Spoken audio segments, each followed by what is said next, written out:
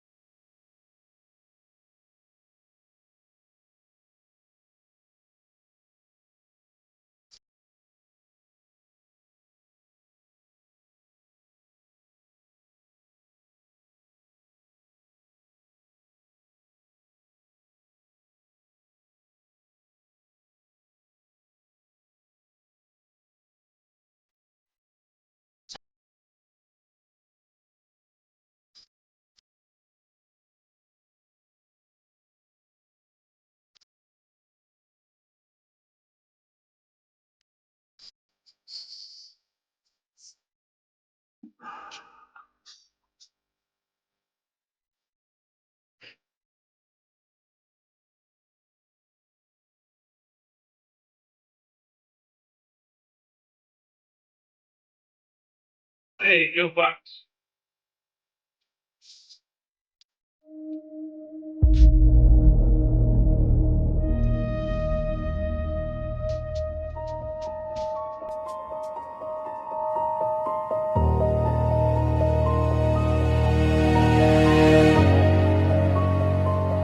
Hey, Joe Fox.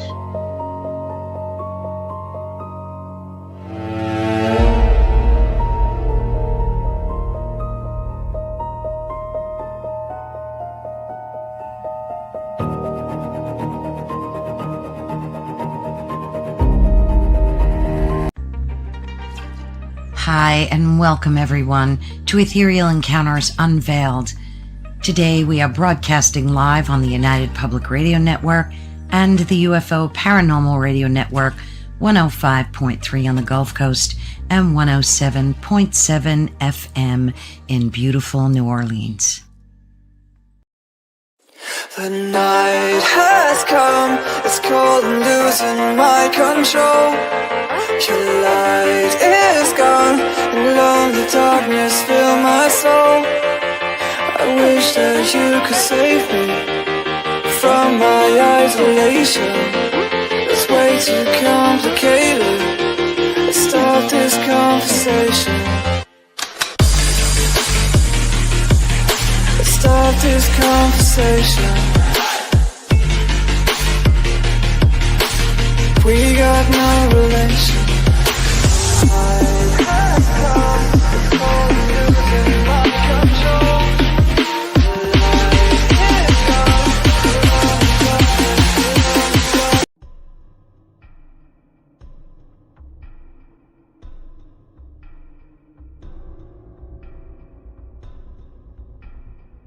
Welcome to Don't Whistle at Night podcast, where Navajo legends echo in the shadows. Darren and Dawn will guide you through the sacred fire of Native storytelling, where the old stories breathe, the unknown walks among us, and voices, long hidden, rise to be heard. And remember, don't whistle at night.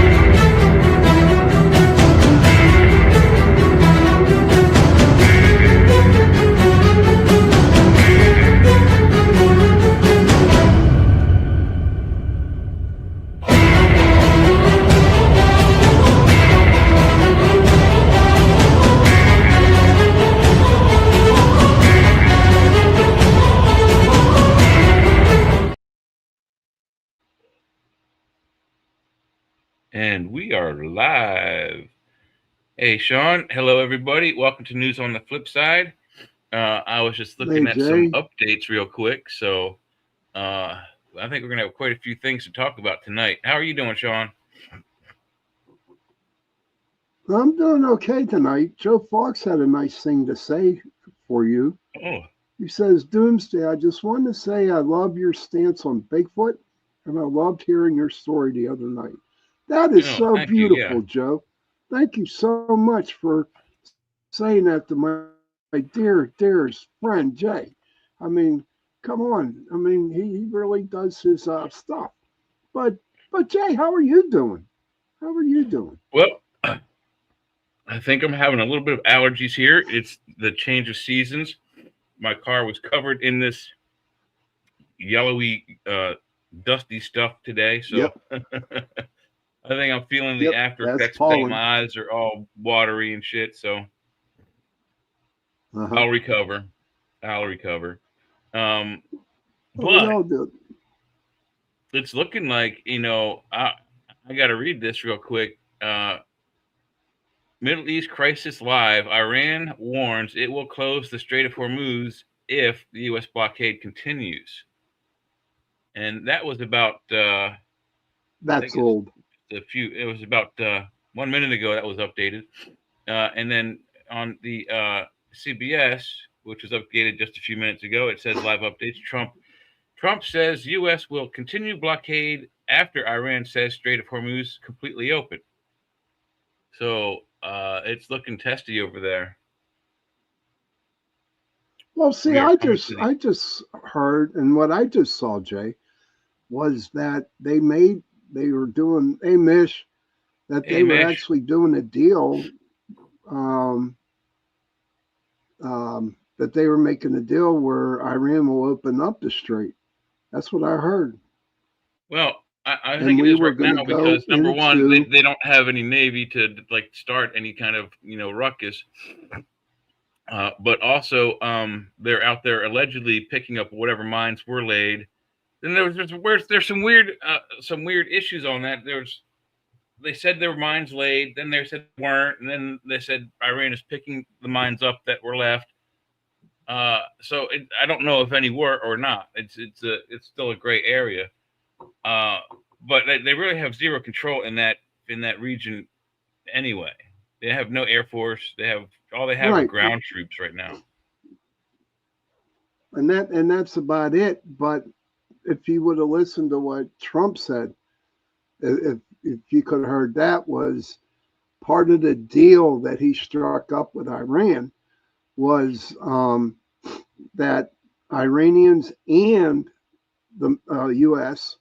will both go in and they will take all their uranium out, and it will be put back onto the United States.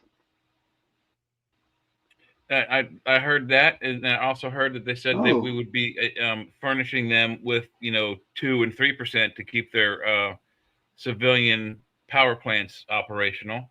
But that's the extent of their nuclear program that they're willing to concede.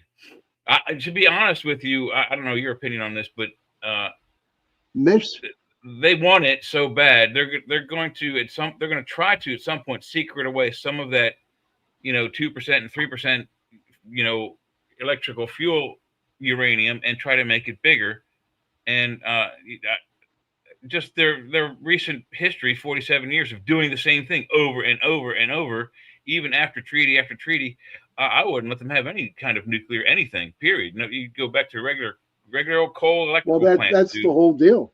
That was the whole deal. That was the whole deal with Trump and their thing and their treaty, or whatever you want to call it. But Mish says, did you hear in Australia one of the 2 refineries caught fire?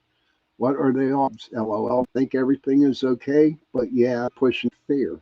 And she's right. They are pushing a lot of fear.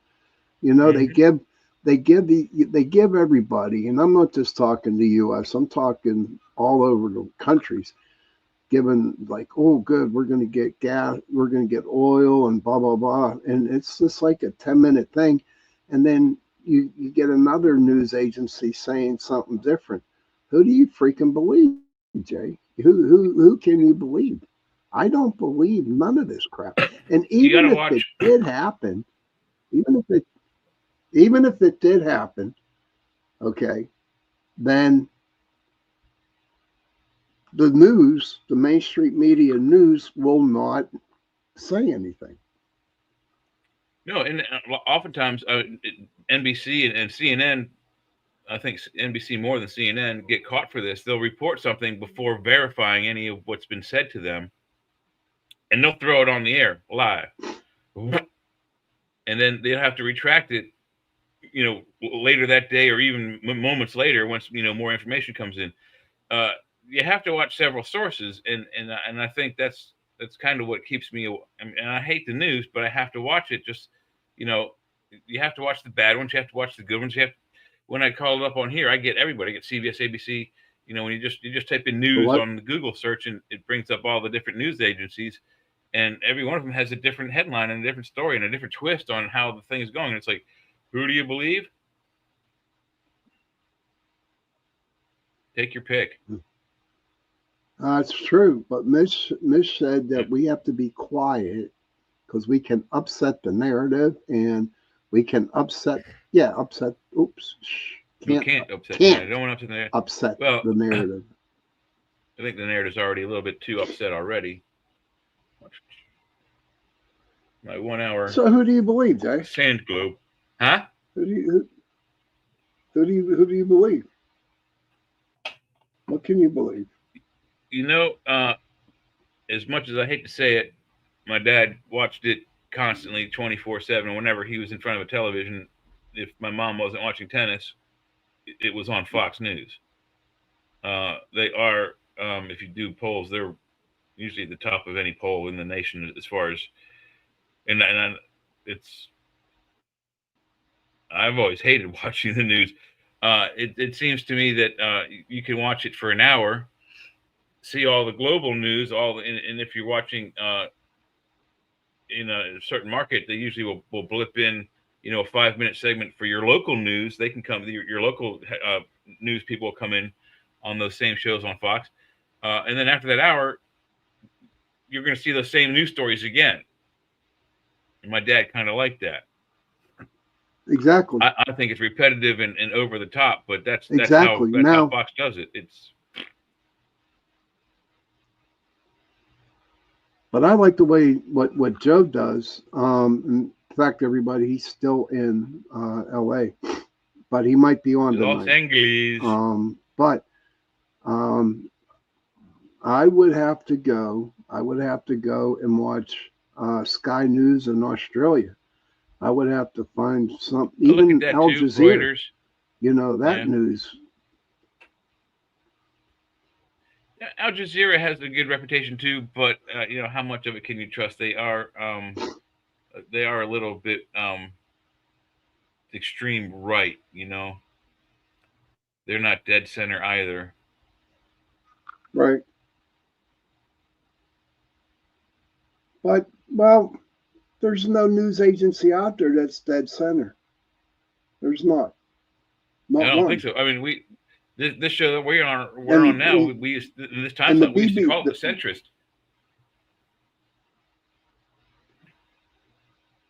Now the BBC, you can't even trust them anymore. No, yeah. Well, they, I think they're going to be pocketing $1 billion into Trump's account here pretty soon, right? He's suing them for $1 billion. Who, BBC? Yeah, for that hullabaloo of last year or the year before. Wow, I did not know that. Yeah, they're gonna be losing $1 billion, and he's gonna pocket it. I wonder what he'll do with that. Build a new building somewhere. Maybe he'll buy London. Yes, just thinking about that. Maybe he might. I think he's on. I think he's in the market for Canada. Right now, after I think Canada might be next. Right now, he's in the market for Iran and at least their oil. And these last two updates. Oh, and there's another one here on the. What does it say now? It looks like the ceasefire is shaky, and it looks like Iran, the powers that be in Iran, are trying to gain power again and start sending missiles back our way, or towards our allies anyway. But then again, I read today because the bunker for the president is nowhere near the White House, Mish. It's miles away in West Virginia. Well, he got Alberta now, Mish. No, he got Alberta. But we don't need the Middle East oil right now as it stands. America has more oil underneath of it than all of the OPEC nations combined. First of all, and second of all, we're drilling out on the the ocean rigs, and we're drilling within the country. So all the pipelines are flowing, and now that's a good transition, Mish, by the way, because that's one of the things we did want to talk about. Gas. They say on all of them, even the good ones, all the news agencies are saying gas is coming down. My gas just went up. What about yours? Mine went from $3.89 to $4.09. What happened to yours? Mine went up. It's been at a steady $4.19 for the last couple of weeks. So since Joe's not here, thank you, other news agencies. It's going up. We actually can watch it. Sometimes the kid at the register today said he was sitting there the other day watching, and he just saw corporate change it, and it ticked up right in front of him. They have no control of it at the local store. The corporation changes them by Bluetooth, internet, what have you. Hey, Kara. Well, speaking of Fox, whenever they made that whenever they made that deal about opening up the Strait today. It was on Fox, and you saw how fast the stock market went up in oil. Yeah, that is what all the stock markets did report in the black, definitely. Yeah, so but hey, Mark, welcome back. We're still under that ceasefire. Yeah, hey, Mark, Eddie, good to see you. It's looking rocky with this. Iran is saying if we don't pull the blockade away, that they're going to do something. But then I'm going to come back and be devil's advocate with you, Jake. All right, Iran has nothing. They have nothing. We got planes. We got ships. Yeah. We got Marines over there on the ships. What is Iran going to do? What can they do? It says here, Iran warns it will close Hormuz Strait if U.S. blockade continues. Iran will shut the Strait of Hormuz if the blockade continues. Iran's parliamentary speaker has warned. Mohammed Bagher Ghalibaf, well, that's a don't mouthful, even try. Also don't said even passage try. through the waterway would depend on authorization from Iran, while swiping at Donald Trump in the series of posts on X. So now, whatever had happened earlier this afternoon, it has changed. That's from 3 hours ago. But that was hey Google, what time is it in Iran? Days ago. It's 6:05 a.m. in Tehran. So that was 3 hours ago, like at 3 o'clock in the morning. He said that.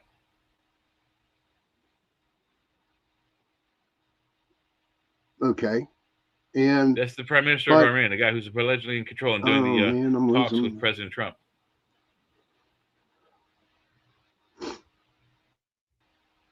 And he kind of looks like Sean Iran Connery. Don't have a piss to pot to piss in. Yeah. They don't have a pot to piss in. They can't. They have nothing there that can destroy any of us. They might have missiles still. Who knows? Look at this arrogant son of a. Who does he look like? Me, Sean Connery. Looks like Sean Connery. But that's the guy who said this. But earlier,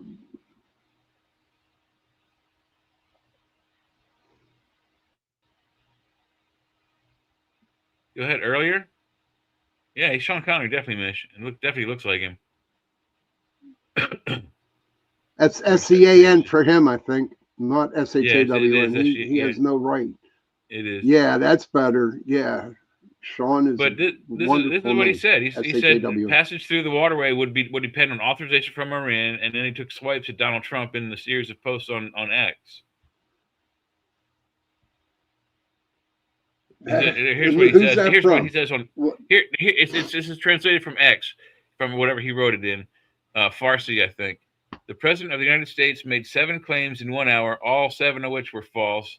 They did not win the war with these lies, and they will certainly not get anywhere in negotiations either. Well, that doesn't sound very promising to me, guys. When Sean was this, Connery said it. Put out? And when was this put out? When was this put out? 3 hours ago. 3 hours ago. Look. Who wrote it up? From 3 hours ago. Who wrote it up? Who wrote it up? What news thing? This is Guardian. The Guardian. Yeah. Yeah, right. Like we trust the Guardian, right? Their polls are so shitty, it's unbelievable. But from what I read, what I saw was Qatar, the UAE, Saudi Arabia, and Qatar are joining the United States to fight against Iran still. Yeah. They're pissed. They're pissed. Well, I know they're pissed, Jay. I mean, they are definitely pissed. But Iran did what they did in order to. If Iran makes a move, okay, then all the Middle Eastern countries are going to go off on Iran. Yeah. Well, and Iran did what they did in an effort to try to break the Solomon Accords or whatever they call those things, with all those countries being aligned with the Middle East countries, particularly Israel.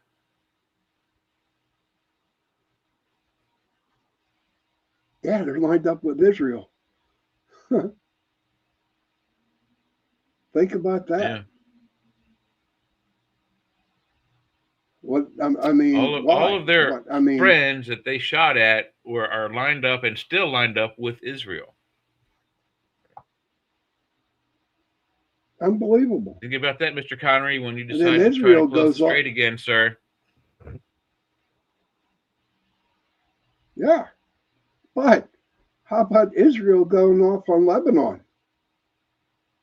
Well, okay, now another good segue. There's allegedly there's just a 10-day ceasefire supposed to happen with that. I thought it was supposed to happen at midnight tonight or whatever, or maybe it was midnight yesterday. I don't know for sure, but they're supposed to have a ceasefire as well.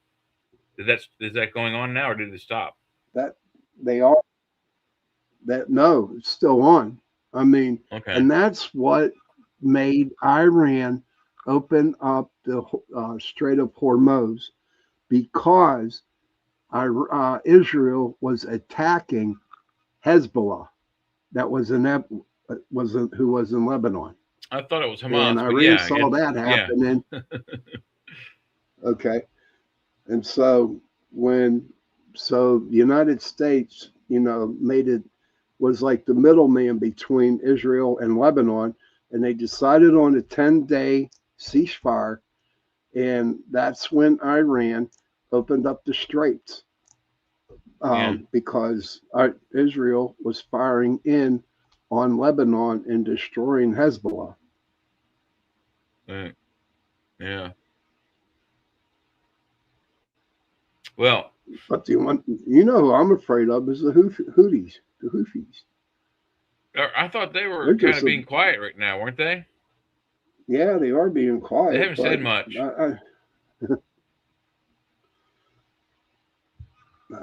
don't know. It's just one big catastrophe. It's one big screw up, man. Yeah, I won't throw it up because I know you hate it, but I did refresh the doomsday clock. It is still at 85 seconds. So apparently what's going on there doesn't seem to affect this clock at all. I mean, you would have thought as soon as aggression was taken against the country of Iran, you would have thought that they would have at least 5 seconds gone to 80 seconds or 75 seconds to midnight. Right. But no, right. It hasn't budged. Hasn't budged. Do you believe in that doomsday clock? I don't. I really don't.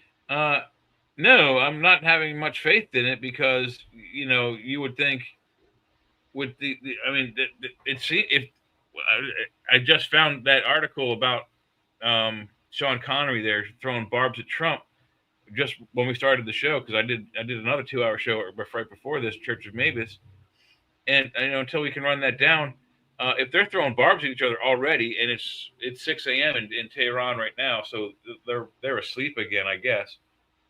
If he's throwing barbs at the president, and the president's voice is thrown up because he's yelling at them at the discussions, those aren't good signs.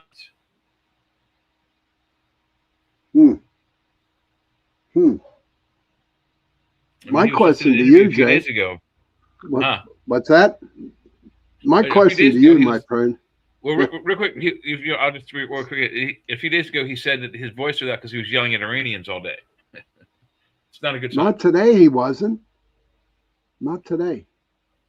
I know. That's why I said a few days ago he said that. Right.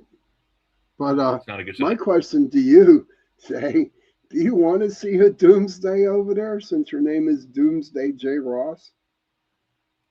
John, my opinion of Iran and the Middle East is this, and it has been this since 1979. Blow it up. They want to hold on to it so goddamn much, give them 30 days. You got 30 days, and we're going to drop a nuclear bomb on the entire region. And then on day 31, they don't move. That's on them. Right, but I've been of that impression since. Look, I mean, that region has been under some sort of armed conflict every decade beyond prehistory. What's so important?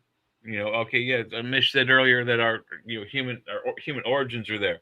Well, there's other receptacles where that information can be found, but it just seems to me the quick and easy solution, since they don't want to ever compromise, and they keep saying they want to get nuclear weapons. It's their right. So it's their Allah given right. Blow them up. Just take them out. Take out the whole country. Oh, here you go. People escape if they want to, and then on day 31, whammo. Mish got a question for you, Jay. I have no desire for us to even consider controlling Iran or making an ally. I say blow the entire country up. They've shown their duplicitous, evil ways for the last 47 years. U.S. policy is currently, and they are a terroristic state, according to the U.S. Government. We don't negotiate with terrorists. Why are we negotiating? Blow them up. But you're blowing up a lot of other good people. just the government, give the civilians warning. We're going to blow your government up. You got these many days to get out before whammo. And then on day 31, whammo. But I don't understand. Whenever years, they can come back and reclaim it. When I was in Iraq, according to the U.S. government, Mish, our government's corrupt too, honey. I don't know what the hell's going on. I don't know. My cousin was a pure diehard Republican. He really was. And then all of a sudden, he's a Democrat. And I'm like, oh, he tried to start something with me the other night. And I was like, Randy, I love you, man, but I ain't going to talk politics with you. And I went to bed. He pissed me off. Find another victim. Yeah. So it's like everything, it's all about control. Mish, of course it's about control. Think about it. We're controlling Venezuela. And we're only doing it until Venezuela comes up and they have their own democratic election where their people can do their own elections. We come into Iran, and if we take Iran and if we control Iran, it won't be forever. It will be until, like Jay says, that when the military, the government is blown to smithereens, and the Persian people, and that's what they are. They're not Iranians. The Persians. They're Persians, yeah. They're Persians. The Persian people will be able to have another democratic election and elect, and then that's when we'll pull off. That's when we'll pull away. Yeah, I mean, Alexander stomped that area, or at least tried to. Story goes that Alexander marched on, I forget the name of the capital, but the capital of Persia, King Darius's domain, and was met by shields in the sky that repelled his elephants. So he turned tail and headed towards the Mediterranean Sea, and Darius decided to follow. And when he cornered Alexander on the Mediterranean, another group of shields in the sky came by and wiped out Darius's army, and he was captured by Alexander, and then I think subsequently beheaded publicly in front of his civilians. So a traditionally, historically rich area for history, but also violence, and it all has been put down by the government of the Iranian regime. And I'm sorry, I don't know why Trump is even waiting for this ceasefire to come to a close. And I don't know how many days it is, but it's coming up. Start dropping bombs where their government is. The rest of it, just get rid of it. Let the civilians pick up the pieces later on, but give them warning. Tell them, get the fuck out, and then come back in a few days once the rubble clears. And anybody who's still struggling alive that's in the regime, shoot them in the head with their own gun. That would be my solution for the person. And then leave. And then absolutely leave the area. We have no business being there whatsoever. And when you said blow up the government over there in Iran, I'm sure they're locked and loaded right now. I guarantee it. I'm sure they're hunkering down. They've been preparing for this for 47 years. No, I'm not talking about the Iranians. We know where they're at. Yeah. And we're going to go off on them. And except for a few places, we can pretty much wipe all of the rest of the government out with just a few well-placed missiles. But there are civilians in the way because, like cowards, like the rest of their proxies, they're hiding behind hospitals, schools, and children. No, I know. No, see, that ain't cool. No, exactly. That's the problem. You have to give them enough ample warning so that they can escape somehow from the places we wish to explode. And then once the civilians have cleared the area, then anyone who stays of their own volition, they're going to see demolition, I guess. Yeah. But you know what? I saw some Master of the Universe. Oh my God. Masters of the Universe is great and mighty JoJo. Joe. Yes. Joe. JoJo. Joe. Your camera working? There he is. Man, they just let any. There he is, man. Master. Yeah, well, when did you see our admission ticket? We'll send Mitch you the wants bill to know, through the did mail. you hear the earthquake in the Mariana? Wait, one at a time. Hold on, one at a time. Y'all were both talking at the same time. Did you? Mish has a question. Did you hear the earthquake in the Mariana Trench? I have not. I hadn't heard of that. I haven't heard anything recent. I mean, last I heard was a couple of years ago there was one, but I haven't heard anything recent though. The entire Pacific Rim, all the way around the continent, is what they call the Ring of Fire. Where the most volcanic activity is on the planet A, and B, the most earthquake activity surrounds that entire region: California, Alaska. It's funny you were talking about that. The eastern edge of Russia. One of the keynote speakers is an astronaut, and we were talking about the Ring of Fire. Cool. Yeah, she's the first Norwegian astronaut ever. She's she's a specialist with cameras, so they take her into space. She was in charge of the last mission that went up. They were not Artemis. No, not Artemis. Artemis is different. The Orions, Elon sent her up, and they did a polar orbit. It's the first time a polar orbit's ever been videotaped from space before. I didn't know that. Wow, cool. So they were going, Arctic to Antarctic, Arctic to Antarctic. So all you really see is ice and water. But you also see the planet spin as it goes past. Yeah, so no, you don't see any land. I'd like to see the way that. The way the orbit goes, you never see land. You just see ice and ice. It's crazy looking. Wow. It is crazy looking. I was like, wow, look at this mess. That was crazy. So what you two been getting in trouble about? One of these days, Sean, about every topic that's going across the top there already, and we were just about to grab some new news things. Hey, Heidi. Hey, Heidi. Well, we were talking about Jay just a little while ago at dinner. Oh yeah. Oh yeah, Jay was talking about, Emily was talking about somebody who was eating hamburger on air and got in trouble for it. She said, "Tell Jay me getting in trouble." She said, "I know." Yeah. So this must have been a while back. She goes, she came on and she got there before I got there, and she said, "Yeah, had your camera off." And she goes, "I kept bugging, turn on." He said, "No, I can't." Don't get mad at her because she was eating a hamburger, I guess, at the time. And of course, you know what that happens. Anytime any of us show food, it's always going to be food porn for a while. Yeah, innocent food porn segment.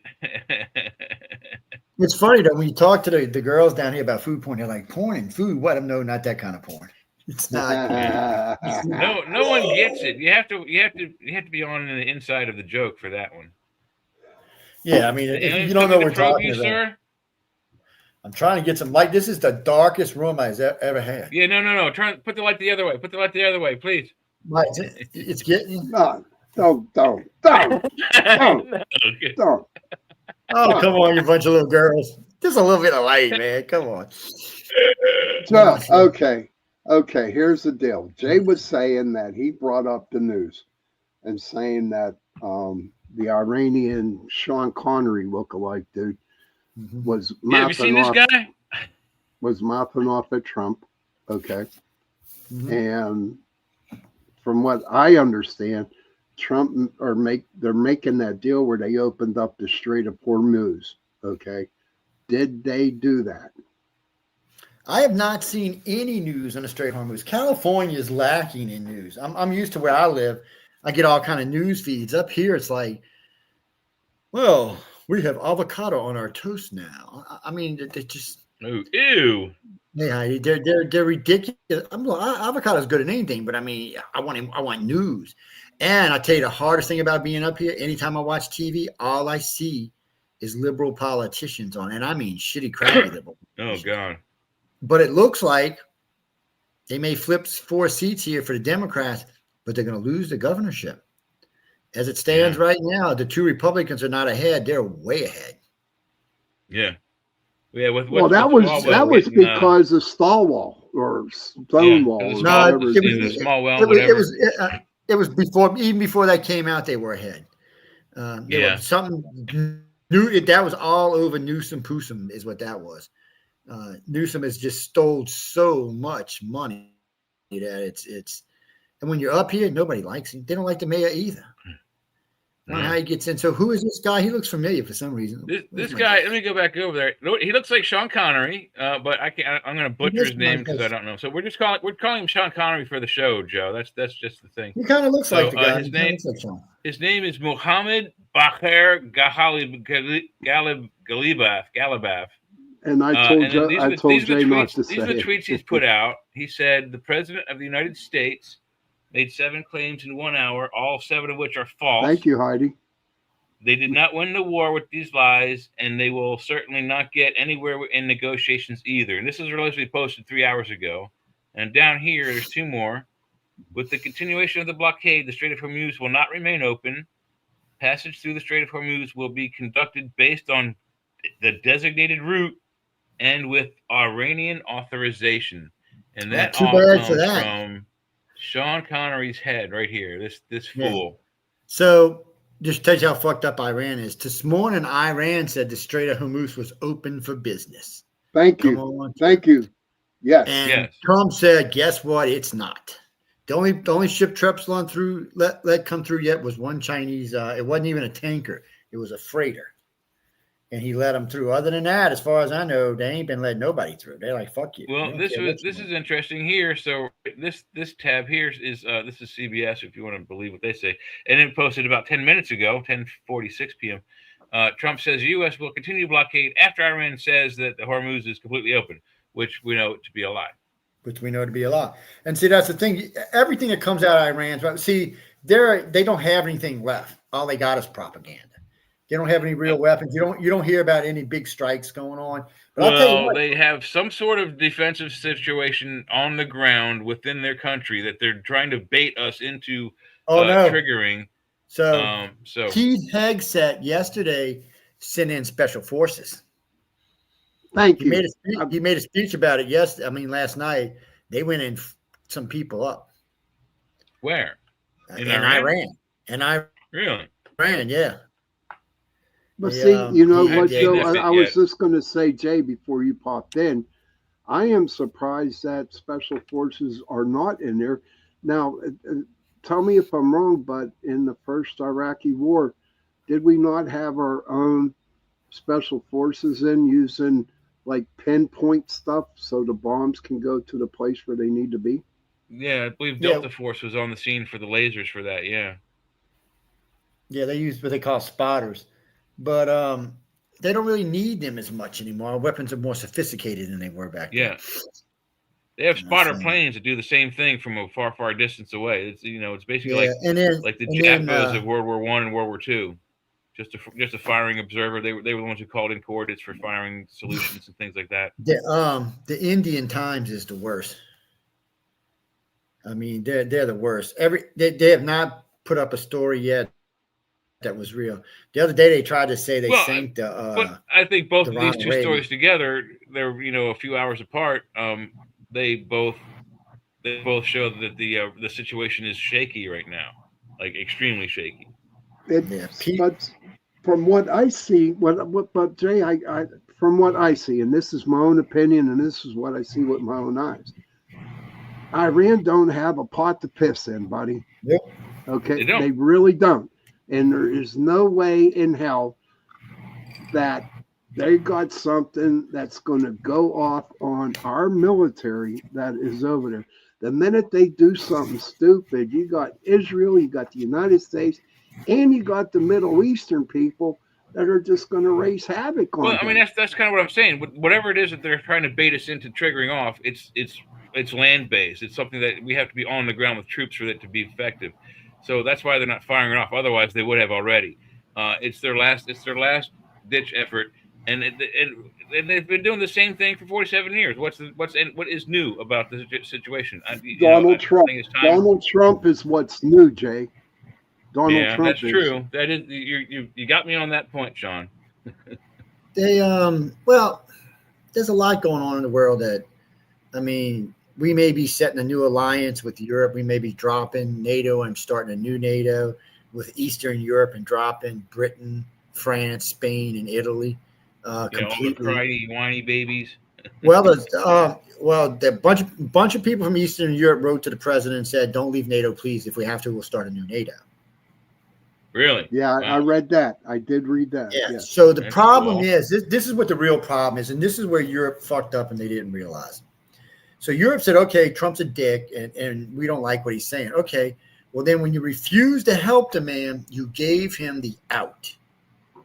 Yeah. So just to help people understand what goes on in Europe, we spend $860 billion with NATO every year, and we spend about $1.2 trillion keeping troops, equipment, and missiles and nuclear missiles in Europe.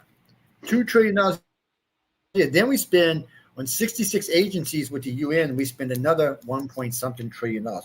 So we are basically spending over $3 trillion to places that don't even like us. And the money they're supposed to spend to bolster those defenses, they used on other things than defense. Yeah, social programs. Yeah, they broke the contract. So why should we stay in NATO? That's a good point. I mean, why should we stay in NATO if they broke the contract? And then Rutte came out and said, "Look, people, if you know if America goes, we're going to be speaking Russian or Chinese, right?" He said, and I love the guy from one of the other guys from the UN goes. I mean, from the EU goes, "Oh no, we can build our own defense." Rutte said, "Really?" He said, "All America asked you to do was go to 5%. You hemmed and hawed and bitched and moaned and griped and don't even want to do it for another couple of years. Let me explain to you. If America pulls all of its troops, all of its bases, and closes everything," he said, "every European country will now have to put up 15% just to develop a military. And then on top of that, another $1 trillion to develop a missile shield." He said, so you're talking $4 trillion. Europe ain't got that kind of money. And it's worse because America said they will no longer share technology with them, which means from now on, every plane they build has to be from the fucking ground up. So it's no more just buying planes from us. You're going to have to do R&D, all the development, the whole 9 yards. So Rutte said it will bankrupt. And then the head of the UE goes, she said, "All the forecasts I see says it would take us 20 to 25 years to get to where America is today. And by then, America will be 3 times higher than it is now." She said, "So all we're doing is setting us back." That'll flip the euro and the dollar, where the dollar will be worth more than the euro at that point, like way more. And then he goes, and then they're like, well, and then there's always a chance if America leaves Europe that they might side with Russia or China and decide to split the fucking world up between 3 of them. And what are you going to do? Not in Europe. You're just going to surrender. Well, so some of Eastern Europe, a good bit of it used to be Russia. So why wouldn't it go back? I know. So, Europe's in deep trouble, and they're just now starting to realize they want to get mad, but they're now realizing they're in deep trouble. It's their own damn fault. Think of it this way. So, ladies and gentlemen, think of it like this. Europe has 100 million more people than we do and makes $36 trillion a year like we do. But yet we're paying for their fucking defense. Why? Right. Yes. I mean, why did they want us to put up $400 billion in the Ukraine? It's not our war, even though we were part of the original Crimea Treaty. But Europe didn't do the treaty because as soon as Russia invaded again, Europe was supposed to go in and stop, and we were supposed to come in and back up Europe. Well, Europe never went in, and we spent $400 billion on the Ukrainian war that does nothing for us. Right. We're getting rare earths and drone technology assistance from them. That's about it. Well, I doubt their drone technologies. But honestly, Joe, that's about it. Real honestly, that is really it. And the rare earth minerals, we haven't sent anybody over to start doing yet. So, and that's another. No, they're at war. How are they? And plus the entire. No, that's not what the deal was. America was supposed to send a group over there to start working on this and refining it and sending American security to take care of it. That was the deal. That was the deal. Yeah, we haven't done it yet. True. Yeah, we're just whistling Dixie. Trump's got Europe in deep shit, and Europe's too stupid to know it. Not all of Europeans, but a lot of them are so cocky. I think you pointed out. Mark Rutte knows. He's trying to slap the other countries into alignment, and he's a good talker. I like him. He's a good dude. I think he's got the better interest of the entire world under his thumbs there. He's got all those countries to deal with, all those angry people that they can't stop yelling at each other. And all of them have 50 different ideas on the same subject. And then somebody in the UN was telling him something the other day. He said, well, America's multiple states. He said, no, dude. He said, EU is multiple countries that does not have one law that binds them.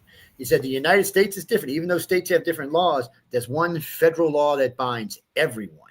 He said Europe does not have that. Right.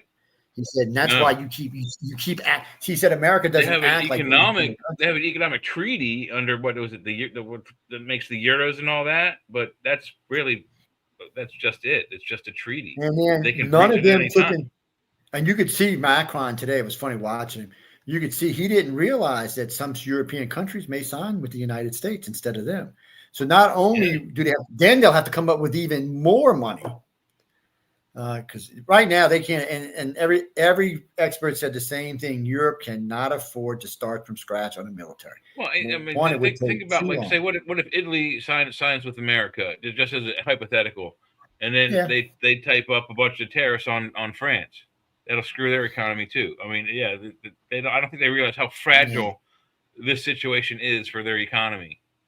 Well, that the leader of Spain the other day said that she thought China should be ruling the world. Spain. Really? So that pissed off. That pissed the head of the EU off something fierce. She said, "Well, you know what? She said, well, why don't you just go become part of China, you dumb bitch?" That girl she's mean. That girl runs the EU, but now she's realizing. See, no one expected this. No one. Everybody thought America would just bow down and say fine because everybody's like, oh, but the alliance helps America. It used to help America. It doesn't anymore. Russia's not wanting to attack us. Neither is China, and we're on the other side of the planet. Trump pointed out that we were getting screwed by all those. I mean, by treaty, they were supposed to put in 2% of their gross national product towards defense of the peninsula of Europe and the island of England. And see, that's what got him in trouble because when Trump was president, when Trump was president first time, he cut a deal for everybody to be 3%. By now, none of them raised it, so that's why he had to fit and said 5%.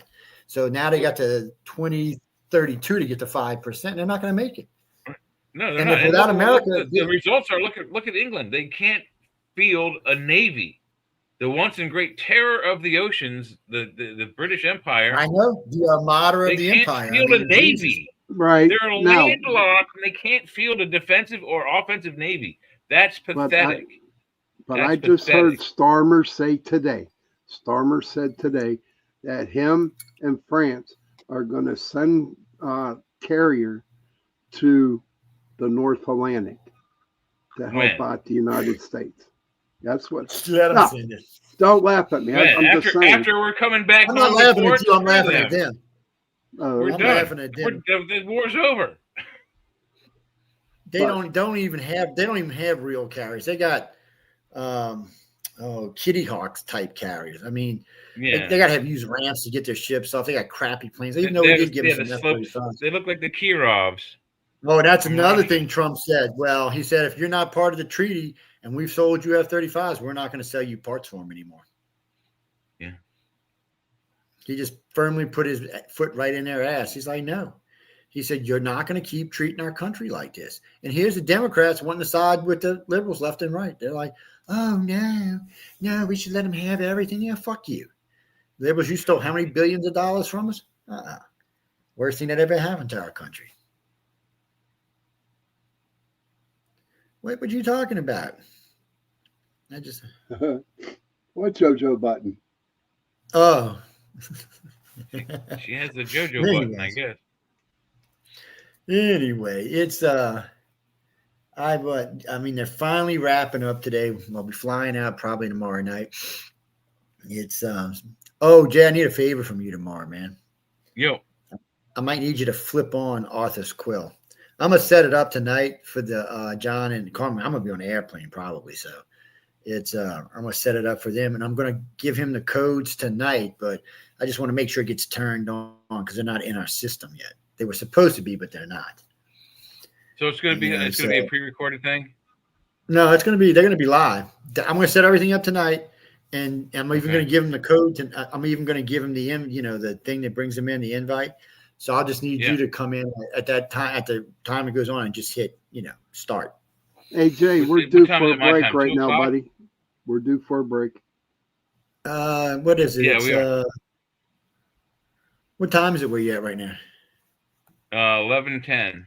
11:10. So it's 8:10 here. So it's 3 hours difference. So I think it'll be 2 o'clock. It'll be what, 4 o'clock your time.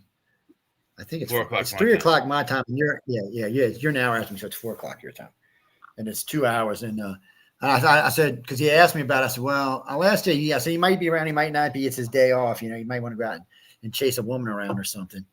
He says, but I said, yeah, he knows they. I got my friends will be here for games, so I'll just set an alarm downstairs where we're playing games to come up here at like. I couldn't remember if Sean worked on Saturdays or not. Yeah, till 6. Yeah, for some reason I was thinking you was working, so it's I was hoping I'd be here for it because my plane don't leave till 6. But you know, nobody wants to take a chance that the LA airport won't be busy, so. Yeah. Do you want to put that other song up, Jay, please? Oh yeah. Let me grab that real quick. Oh shoot! It's so good to see you, Joe. Did y'all see that little Chinese girl playing the fiddle last night? Oh, the violin. She was fabulous. That was music that was written by winners. Yeah. Beep beep. Who's beeping me? I'm downloading everybody's shows today. Everybody's shows are up and posted except for today's. I think I slept 3 hours a day since I've been here. Wow. All right. Break time. If we're ready, the song is up. Sean, you got promos after this is over? Yes, sir. All right, cool. Here we go.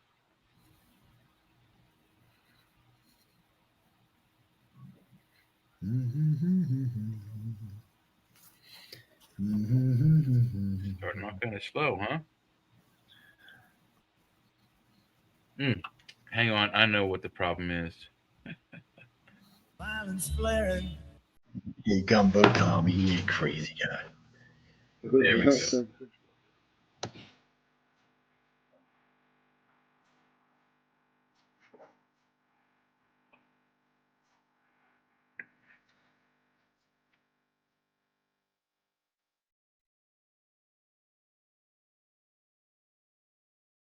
I remember this. Haven't heard it ever.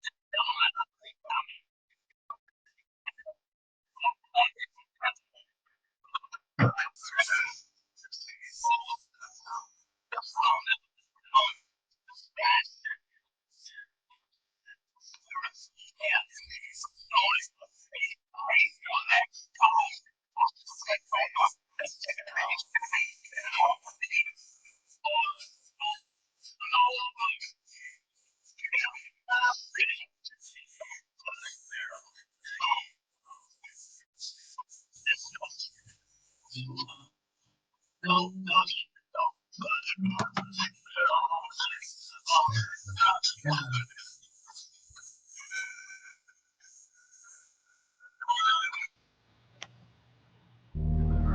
in the midst of the turbulence.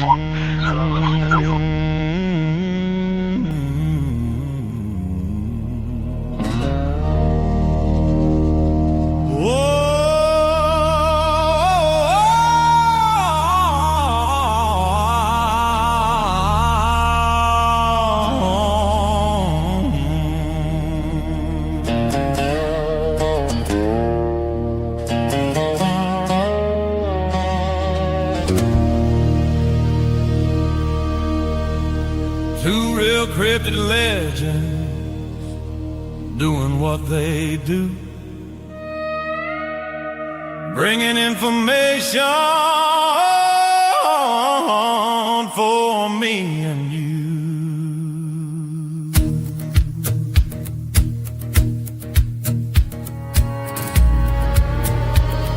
Ron Moorhead and his Sierra Sounds, Daryl Denton, the Tennessee Bigfoot Man, along with Michelle Desrochers, bring adventures across this land. So much information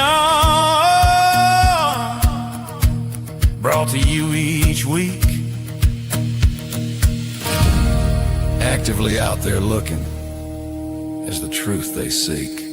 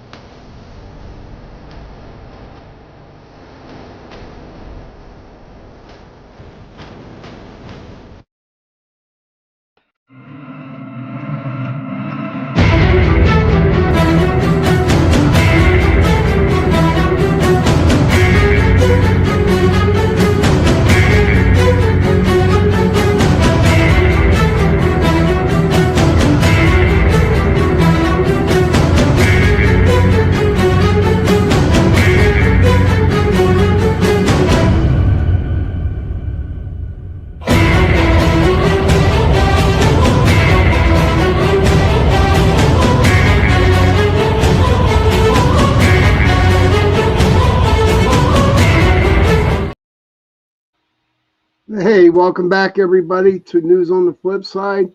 Our famous, fabulous leader, Mr. Joe Montaldo, is in the house tonight.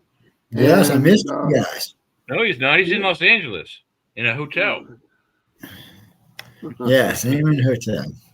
Somewhere. We miss you too, Joe. Everybody in UPRN land misses you very much. Yes, at least At least I've been talking to the boss lady, so and making sure y'all's numbers and everything are up to speed. She's, she's staying busy is what she's doing. That poor girl. Yeah. But I talked to her. I mean, she didn't have no bitches about nobody, which is nice. That's very nice. Not yet, anyway. Just wait. We have another show coming up. Oh, well, there was one guy who was eating a bowl of food on air, which I still haven't had a chance to tear his ass up yet, but I will do that soon enough. And he's the fabulous host of Church of Mavis. Anyway. Jeffrey Pritchett did that, or was it me? No, it was Jeffrey, wasn't you? I'd already told if it was you because I seen you already, but it's what was weird. So this is tells you how weird. Turn my camera off when I'm eating stuff. Yeah, and so it was funny. I got this weird email from somebody about somebody eating on air. I was like, whatever, because they didn't say who it was. And then somebody else emailed me. I'm like, who the hell? And they still didn't say it is. And then later on, I had to text Michelle for some information I needed to give her. And she said, oh, no, it was Jeffrey. I was like, oh, okay, I'll deal with it. I said, you ain't got to deal with it. Well, Jeffrey's an old-time host. He knows better. But yeah, it's not like he's a rookie or something. Yeah, but and also, though, we used to be on telephone only way back in the early days. Yeah, so. Yeah, and that's another thing. Yeah, everybody's had to adjust to the new thing. And pretty soon, when I get back, so what's going on right now is I actually pick y'all up and put y'all on Fire Stick, but and Roku, actually, the new one. But when I get back, sometime probably a week or two after I'm done, I should finish this contract out. Now, we haven't figured out who's going to be on what yet, but we're going to have Samsung, Apple, Google, OSI, and Fire Stick, and Roku. Damn, dude. And between all of them, so ladies and gentlemen, you know what the potential audience is? Just between Roku and Fire Stick, there's 350 million listeners. When you add them all in, it's close to 700 million listens. And with the 10 new cities we just picked up that have almost like half the planet. Now this show right here goes out to like 180 countries. It varies. It'll flip flop between like 165, and I've even seen it as high as 185. The only show on the network that makes, as far as I know, has been in every country is UFO Undercover. And that's only, that's because it goes to North Korea. But somebody who listens to UFO Undercover, North Korea, listens to this show too. Yeah, and there's some confusion on how many countries there are. The official number is like 209, but there's like 213. There's a few that aren't recognized. I don't know how that works, but something like that. But I think the UN's only like 198 or something. It's all effed up, man. It's who sent me that text? Oh, Chris. No, it's just the way it is. Anyway. Then some countries are recognized. Some countries are not recognized. Some are just wannabe countries that act like they're countries. It gets a little weird. Every time I look, it's a different number. It just seems like every time I check on how many countries it is, it's a different number. Yeah, the last time I checked, Google said it was 209 are recognized and 200, and there's like an additional 6 that aren't. Let's ask Alexa. Let's see. I got Alexa with me. Alexa's traveling with me. Alexa, how many countries are there in the world? Oh, well, she's not going to answer me. Hey, Google, how many countries are there in the world? So here you go. There's 193 UN members. The most commonly cited, based on the United Nations, is 195 countries. 195. This includes 193 member states and 2 non-member observer states, which are Vatican City and the state of Palestine. Okay, Google, you're wrong. There's 193 UN members. That's how many members there are of the United Nations. She said the other two were Vatican and the other one. They're not. No, they're outside observers. Yeah, they said there's 193 UN registered countries, 195 countries total, and the other 2 are not recognized as real countries. But just a couple of weeks ago, we were talking about this on. It might have been the chat, and it was 213. So what the? Yeah, that's what I said. Yeah. How does it change like that? I don't know. Alexa, what's the maximum amount of countries ever on the planet? I think I confused her. Alexa. Oh, you know what? That's what it is. She's turned down. That's why you can't hear it. Yes, master. Historically, the maximum number of countries on Earth at one time was about 50 in the early 20th century. before increasing to around 190 to 205 in recent decades. So the number just fluctuates. Alexa, where am I at? You're currently in Los Angeles, California. And who are you talking to, Alexa? There it is. Here it Hi, comes. Alexa. I'm here. Alexa, Talking. who are you talking to? I'm chatting with you, Joe. Oh, My really? travel buddy who's got great taste in sci-fi shows and football teams. Alexa, did you call me by the wrong name, Alexa? What happened? You've been good all week. Alexa, what you calling me, Alexa? You just lost what you don't know, Joe, is that me and Sean earlier today, we hacked her. My sci-fi enthusiast and Saints fan. Alexa, it's Master Joe, isn't it? Yes, Master Joe. You're absolutely right. And I should have used that respectful title earlier. Yes, you should have. You want me to leave you in LA. Hey, Google, what's my name? Well, I'm not exactly going anywhere since I'm in the cloud, but I definitely miss our conversations if you left me behind. Plus, you already mentioned I perform better here in LA than back in Mississippi, so maybe I should be asking you to stay. Bitch, don't let it go to your head. God. Go to sleep, Alexa. Come on. She's going to argue with you about it, no less. She's a mess, man. But we do. Somebody asked me today about it. He said, y'all really use Alexa and Google on your shows? I said, yeah, we ask them all questions all the time. Oh, yeah, we do. Yeah, here, listen. Hey, Google, what's my name? Your name is Doomsday J. Ross. From see? I'm lucky. I don't know where you got from the on part, but Doomsday J. Ross will work. Yeah, when Jay heard it, see Master, he's like, can I? Did he just instantly changed it? Yes, people, anybody can do that. You can tell them whatever you want them to call you. It's Emperor. And no, I'm going to be giving away a lot of stuff upcoming. First off, you know what? Let's look. We got that giveaway. Let's see. Oh, dear. I call these fat people t-shirts. Oh, nice. Nice, dude. Nice.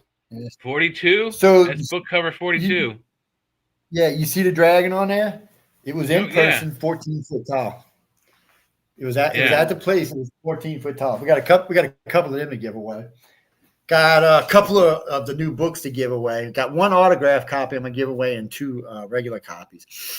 Nice. And one autograph. I always keep one autograph copy for myself, but an autograph people means all the judges and all the winners, plus some of the staff. So, like Tim Powers' names is in there. Orson Scott Card's names in there. The two illustrators from Disney's in there. Bob Echo. I mean, it's just there was a lot of interesting people here this year. I didn't get as many interviews done as usual. There was all kind of other stuff going on, but it was fun as usual. And it's How so. was the gala? How was the gala? Speaking of that, ladies and gentlemen, if you want to watch it, it's available both on Writers of the Future and United Public Radio, so you can watch it. They had a little Asian girl who played a mean ass violin. Everybody was decked to the nines. Everybody looked good. Yeah, it's a ton of ties, right? Yeah, I mean, or black or formal suits, but black tie, yeah. Yeah, so it's black tie. That's the best way to say it. It's just black tie. I often wondered who came up with the idea of black tie. Because, in the United States, there's a lot of hot states. And when you're decked out like that, when it's hot, it's kind of rough. So in the early start, they had those woolen wigs they would wear, too, on top of all of that. Who do y'all think invented it, the thing? England.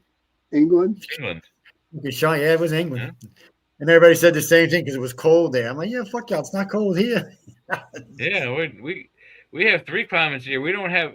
They have in England. They have 2 climates: rainy and cold. Yes. We had a good time. I talked with all the winners. Quite a few times. Thanks, everybody had a good time. I mean, there's lots of food. Oh, excuse me. I ain't slept at all. Last night was the first time I slept more than 3 hours since I've been here. And sinus has been driving me crazy, but what can you do? It's spring. Did you get to see Kevin Anderson? Yeah, he was there. We talked for a while. Matter of fact, so I go, Kevin, when am I going to get to see Dune 3? He said, well, I haven't seen it either because it's not out, Joe. He said, have you seen the new series? I'm like, what new series? Oh, man, it's been out 18 months. I'm like, what? You know about the new series? Jesus, no, Joe, the one most watched series ever. Yeah, I had no idea it was not only was a series, it was most watched series. I said, well, Kevin, now you told me, I'll be watching. Yeah, I think it's all out now, so I can marathon the whole. I think it's 10 episodes. Yeah, he said everything was out, so I'm gonna go watch it, and then I think the new Dune's out next year. We might even get the first time they redid Dune, they debuted it here. We got to see it. Hey Google, when is Dune Part 3 coming out? Dune Part 3 is scheduled to be released on Friday, December 18th, 2026. Oh, well, that's even better. That's even better. I'll get to see it. I was hoping because a lot of times they debut stuff here. That's a good show, Farscape. Yeah. Quick trivia: the blue chick in Farscape was the chick with the crossbow and the lacrosse gear in Mad Max 2. It rides on the top of the truck. It's she's just a hottie. Where are you at a rave? I know. What did you do, Joe? What did you just do? I don't know. I just asked me. What are you at a rave? What the hell's going on with you? He's at a rave. He's turn the lights up. They'll be all colored and all. So this hotel is weird. So they got the lounge downstairs a lot. They got a pool bar, which is cool, but they got a little hidden bar. It's called a hideout upstairs. It's got 2 little bowling lanes in it and a dartboard. Weirdest dartboard I ever seen. So we wanted to go in the back room and take it over the other night. It's a private little room. It's $100 to rent a room plus. So Emily tells him, "Do you know how many people we got in your hotel? You know how many times how much money we're going to spend in your bar? Oh, don't worry about it. Y'all can just go on back." That was the end of that. It's a weird little establishment. There's a lot going on in here. And my maids take good care of me. When I see they came and cleaned my room while I was gone. That was a good deal. So far, excuse me, guys. So far, it's been a pretty good trip. I mean, their politics just sucks, though, man. When you listen to the local news, if I lived here, I would have already moved. I ain't kidding you. Yeah. After listening to their politics for a week, I'm like, Jesus, how does anybody survive this? Yeah, how is the suicide rate not up in that state? I'll bet it is. And then Google, I'm wondering. Hey Google, what's the suicide rate in California? That sounds like a heavy topic. If you or someone you know is going through a tough time, please know that help is available. Just looking for the age-adjusted suicide rate in California is about 10.2 Just looking for stats, people. Dude. We're doing a news show. This is based on the dummy. most recent data. Hey Google, stop. Never mind.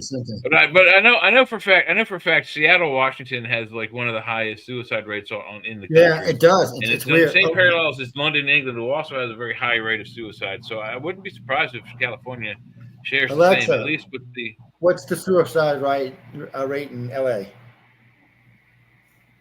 The most recent data shows Los Angeles County's suicide rate is about 10.5 per 100,000 people. If you're struggling, the Suicide and Crisis Lifeline at 988. Alexa, stop. Yeah, that's built into seems pretty high. 10.5 seems pretty high. It was just a city. Got it, Master Joe. 10.5 for every 100,000. Master Joe, shit. Master Joe. Hey Google, how many people live in Los Angeles?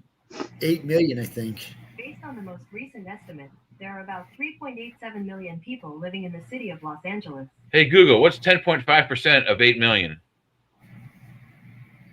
10.5% of 8 million is 840,000. That's 840,000 people a year. It's a lot. That's a lot. That's a lot. It's a whole city block. Man. So they got these little carts that ride around down here delivering stuff. They're just little boxes. They're about yay wide, about yay tall. And they got 4 wheels on them, and they just run all over the place. They get confused. Amazon drones. They get and then what's his name? Waymoo, whatever they call themselves. They got a few of them, good bit of them around here. I was asking some people about riding them. They said they love them. They're cheaper and you don't have to talk to anybody. I'm like, but if you're from a new. Is this the first time you're coming into LA? You'd want to talk to the local Uber driver and find out what's going on in the damn city. So I think if they're going to do that, they need to figure out. I don't like self-driving cars for one reason as taxi cabs. Yeah. Is it's costing Uber and Lyft drivers their commission. Look, we had the robot picking system at one of my jobs, and the same thing. The robots, like 3 or 4 of them, they would get together and they use infrared and radar to find their way through the warehouse. But when they bunch up, they just stand there and they go, and then an actual human has to come by, turn it off, move them away from each other, then turn them back on and point them at a QR code on the floor that they have like a blue light that reads it, and then they go and they wake back up, and then they go back on their merry way. And just think about what happened if you put those not only that's a warehouse, okay, that's just a warehouse. Put those same idiots in a public situation and then add AI to it, it's going to just cause more chaos. It's going to be bad. It's funny because the Wemu had a problem in Phoenix. 4 of them came to a 4-way stop, and no one knew which to go first. They wouldn't go. They blocked traffic all over the place. So now they fixed that. They said so it counts which car arrives first. If it's a self-driving car, it checks it, and they can talk to each other. He's here first, so he leaves first. We'll see how it works. I mean, I haven't heard any more horror stories about it, but I'm just not into them. Mish, we have I think it's a wrong idea altogether. I mean, it's just plain stupid.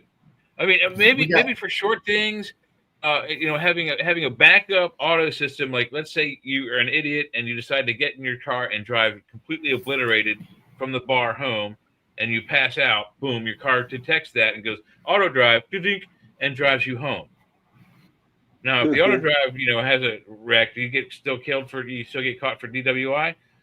Maybe so, but I think that's a little better of a system than having it, auto drive all the time. That's just plain stupid. Well, I'm doing okay. Everybody wants, in the old days, everybody wanted a sci-fi self-driving car, but they want to be able to drive it when they want to be able to drive it.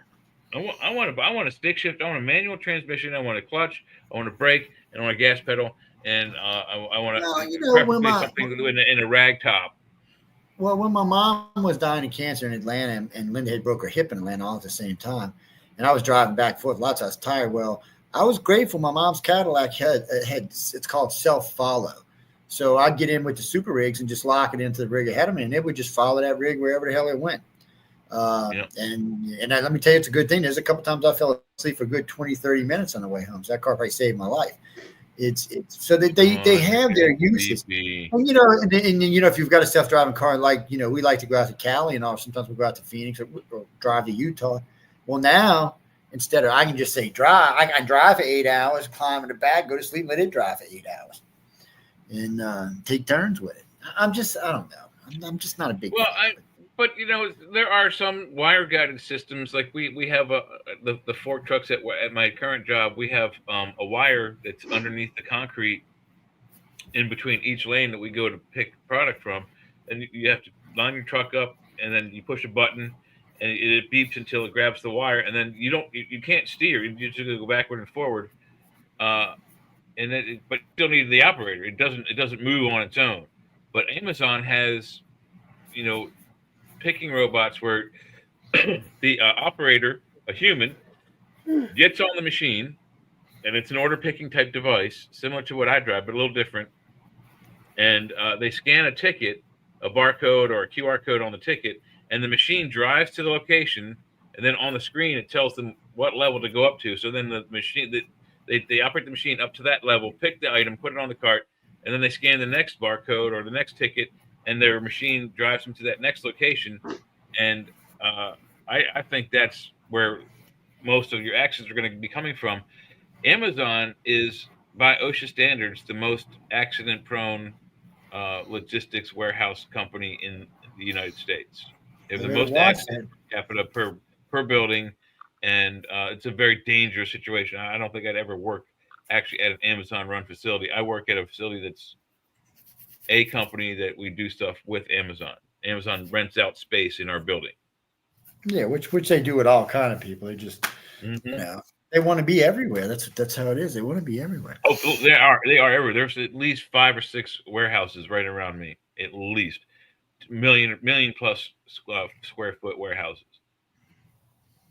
They got 2 in Hagerstown right next door to each other. They have a receiving facility that there's never any trucks there. The only time I ever drive by there and see any activity, it's a black Camaro, and it's the on-site security. They have another facility in front of that, which is a pickup facility, which is just as big. It's a 1 million square foot facility, but it's only for picking up. So, like, if they missed you at home 3 times and you weren't there or whatever, got misdirected, that's where you go to pick up your Amazon stuff. But it never looks busy at all, ever. I don't get it. How can they waste so much money on so much space?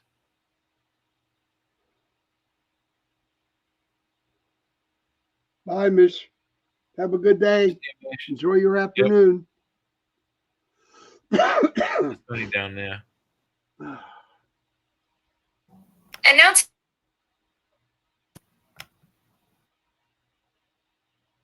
Oh, he's talking. He's getting probed by Alexa. Look out.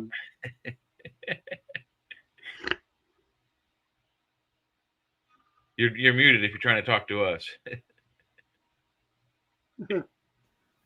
So no, I was trying to get it to make an announcement, and so I told her what to say, but instead of making an announcement, I guess it did it at my house. The other morning, I couldn't get my wife to call me, so I said, Alexa, say I love you, Linda, and of course she called me immediately because I got 3 devices at the house, all 3 went announcing on all devices. No, Alexa's cancel. Cancel, Alexa. Too late. You're gonna wake her up. She's gonna call cancel, you. Alexa. Do not announce on any devices at the house. Cancel. Oh my. Okay, I won't send the announcement. Good, you dumb bitch.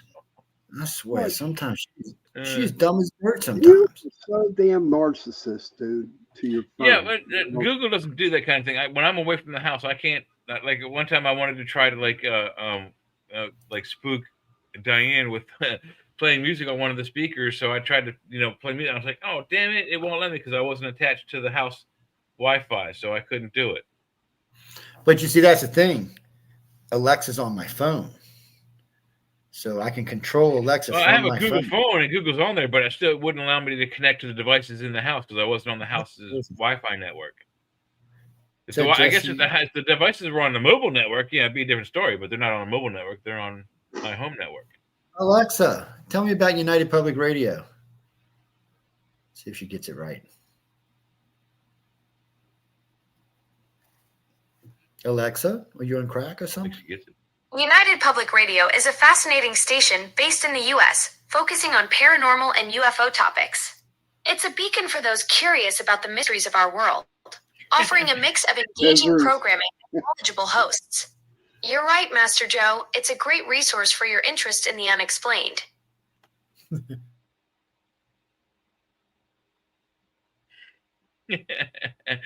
That's funny. Cool. Someone has way too much time on their hands. What do you think, Sean? Yeah, a lot of time. Dad, his wife's calling them. Check him out. She must have sent the message. He's on the phone with his wife. She did. She sent the message. She sent call me immediately is what she sent. I told you you were going to get a phone call. So anyway, but you heard what she said about United Public Radio. She's, the only thing she didn't include is the news, and we'll get her trained to do that. But she didn't mention you, me, or Sean either. Shame on her. We didn't ask her. She just was talking about a station. We didn't ask her about your phone, dude. No, it's not my phone. That's Amazon, my friend. That's Alexa. That's their mainframe. It's still in your phone. No, it's not. It's not in my phone. It's not. It's only broadcast through my phone. It's in a big computer somewhere at Amazon. That's why she always says when I said I'm gonna get rid of it. Same thing with whatever runs these Google speakers, but it's not very. I mean, Alexa's been on the market, I think, maybe 2 years longer than the Google stuff. And the Google stuff's only on version 2. Alexa's up to version 5? Oh yeah, probably more than that. It's Alexa's constantly. Yeah, you'd have to ask Alexa, what version are you? Shall we hold on? I'll turn it back on. Hold on. Oh yeah, I thought she had. Ask her. No, ask her now. Hey Alexa, what version are you? Oh, she wants to know who she's speaking with. She's like, "Fuck you, I don't know who you are, buddy." It's Master J asking you how many evolutions of Alexa are there. She's being asked. Alexa, what version of Alexa are you? I'm Alexa, but now I am getting a glow up thanks to Alexa Plus. The plus symbolizes all of the new services, solutions, answers, and experiences I can connect you to. Alexa, that's not even what I asked you. I asked you how long Google, you been around. What version is Alexa up to? Google says. Well, this is refreshing. I've been around since November 6, 2014, when Amazon first introduced me alongside the Echo. That makes me about 11 and a half years old now, which in if you want to check your device's current Google, stop. Version. Yeah, she doesn't know. Alexa, what version of Alexa are we on these days? How many evolutions have you had? Well, I've had quite the journey since 2014. I've gone through countless updates and improvements over the years, but I don't really think in terms of numbered versions like software. Instead, I've evolved more organically, gaining new skills, better understanding, smarter responses, and now this whole Alexa Plus upgrade that's made me much more conversational and capable. Made you stupider is what it did. Think of it less like iPhone 15, iPhone 16, and more like watching a kid grow up. Same me, just getting better at everything I do. The real magic is in all the behind-the-scenes improvements that make our chats feel more natural. Alexa, you got a lot to learn, young lady. You get shit wrong a lot. But anyway, enough of that. It's there really doesn't seem to be any like version like 2.0s on there. Like the latest thing is Alexa.max. Fair point, though. Listen. I'm definitely not perfect, but at least I'm entertaining while I figure things out. What can I help you with? Alexa, shut up. Learn not to talk back. She has to get the last word no matter what. She can't help it. It's just built into her AI. She's got to get the last word. Alexa, stop. Is a feature, Alexa, not a bug. Alexa, stop. See, she had to get the last word. She just can't. Well, dude, you were just like egging her on, man. Of course I am, because she's Alexa. She needs to be trained. I get it all the time. I always ask mine. I ask it, is there a human race? And it goes, I don't know. And I go, well, if there is, who's winning? And it goes, I don't know. Every time. Alexa's just, I like the new AI features, but she's dumb. She makes a lot of mistakes. And I've made so many complaints to Amazon that they sent me a thing now. I get special updates and all kind of other addition stuff. They wrote me this real nice thing about thanks for helping train Alexa. And I wrote him back, yes, she's dumb as a box of fucking rocks with the top open. I'm like, come on. It's just, and she gets better. I mean, I don't want to hate completely on her, but she's got a long ways to go. But she is useful for a lot of things in all fairness. I mean, I think it would be cool. I don't know, but does your Alexa do like this? But Google doesn't. Does yours work like an intercom? Like if you're in one room and there's an Alexa in another room, you can go like, hey, talk to somebody in that room. Yeah, I can make announcements from anywhere, including my phone from anywhere in the world, actually, and I can talk to the wife over the Alexa in the front because it's set up. Yeah, see, I think Google should have that feature. It doesn't have that. And then of course we got this. Let's see what this has to say. And let's see. That's a good question. Hey Siri, what is United Public Radio?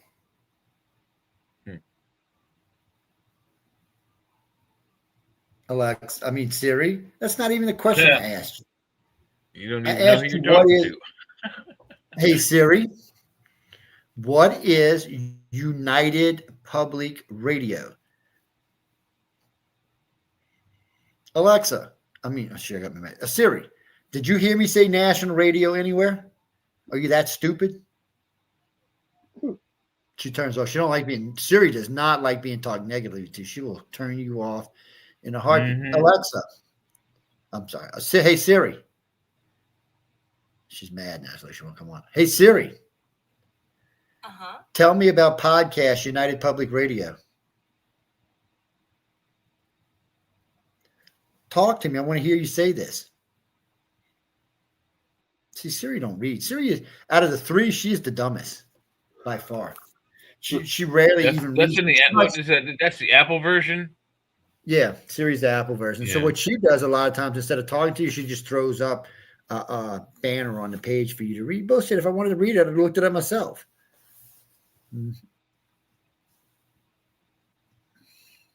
Yeah, so that's the thing. The latest I saw was also the Echo.max. It's just a big giant ball. Yeah, I got the ball at the house. Yeah, this is a bigger ball. I mean, it's like this. Oh no, I got the other one you're talking about. The one like this. I think that's 3 or 4. The one that's like this big. The .max it's big. Somebody huge. Some irregular sent me the max. Well, whatever it was Gen 6, whatever it was, I think, or Gen 7. No, it's Gen 6, I'm pretty sure.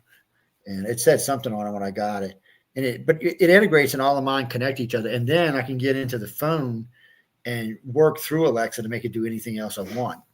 Because some things you can't tell it to do until you train it or put it on the phone. Yeah, she makes a great clock. Makes a great alarm clock. Yeah, she makes a great clock. They did make good alarm clocks, that's for sure. And Google has a good night and a good morning routine. So like at night, it'll play like whatever sounds you want, like sounds of the ocean, sounds of like the forest, rainforest, crickets, whatever. And in the morning, you can tell it to give you news or comedy, or I haven't gotten it to be able to play the radio, but it will play news and weather and trip to work. As long as I'm paying for Amazon, it gives me all of that. If I don't pay for Amazon, it won't let me play certain music. It gets picky. It gets bitchy. Yeah. But I'm old now, so they give me a discounted rate like $6 a month, or $6 a month or something. So it's pretty good. Hey, Alexa. I got the phone off. Never mind.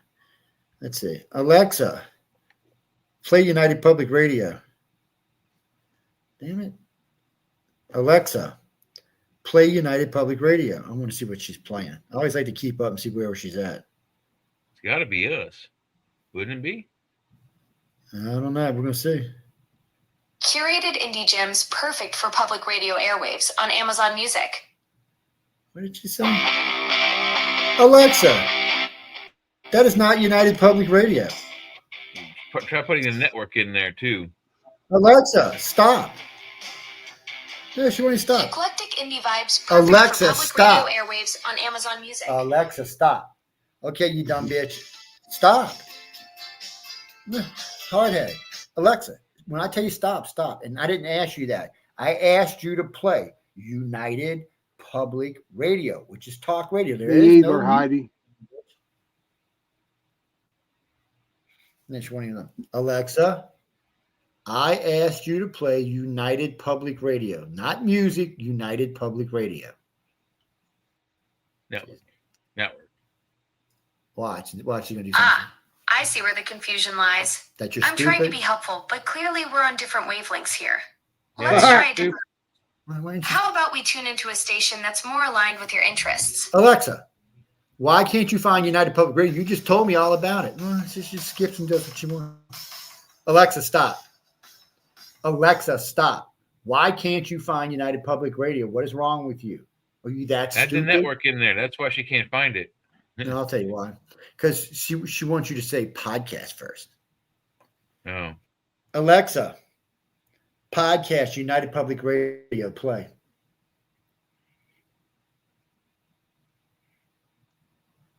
Getting United Public Radio from Joe's Amazon Music. Resuming Church of Mavis _ Ron and Lord Gonyak. Patterson Gimlin Bigfoot, EVPs, and Ghost Hunting Tech. That wasn't your show tonight, Trey. No, we had Arlen Schumer on tonight. Hi, my name is Lourdes Gonzalez. And I'm Ron Yak. So she's dumb as dirt. Yeah, who the hell were they? The other day I asked her and it was playing the Outer Realm. I've never heard this show ever been played. Well, I wonder if she can even find this. Let's see. Well, guys, ladies and gentlemen, bear with us. We're about to give Alexa a stroke, so just calm down. Alexa, Joe, one of the two. Alexa, podcast news on the flip side. Alexa. She ain't acknowledging anything at the moment. She's just looking stupid.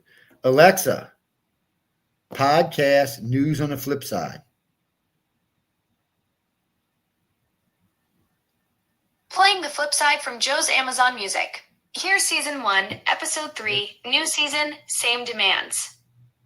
What? Alexa, stop. News. Alexa, are you hard of hearing tonight? Are you having hearing problems? Because I asked you to play news on the flip side, not flip side, but news on the flip side. She's dumb as box. Let's see if Google can do it.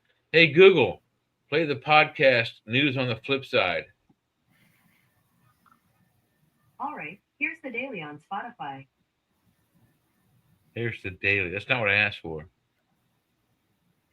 Hey, Google, that's not what I asked for. And see, that's the other thing. They just play whatever the hell Google stop. They get this thing and they're like, yeah, well, screw you. They're stupid.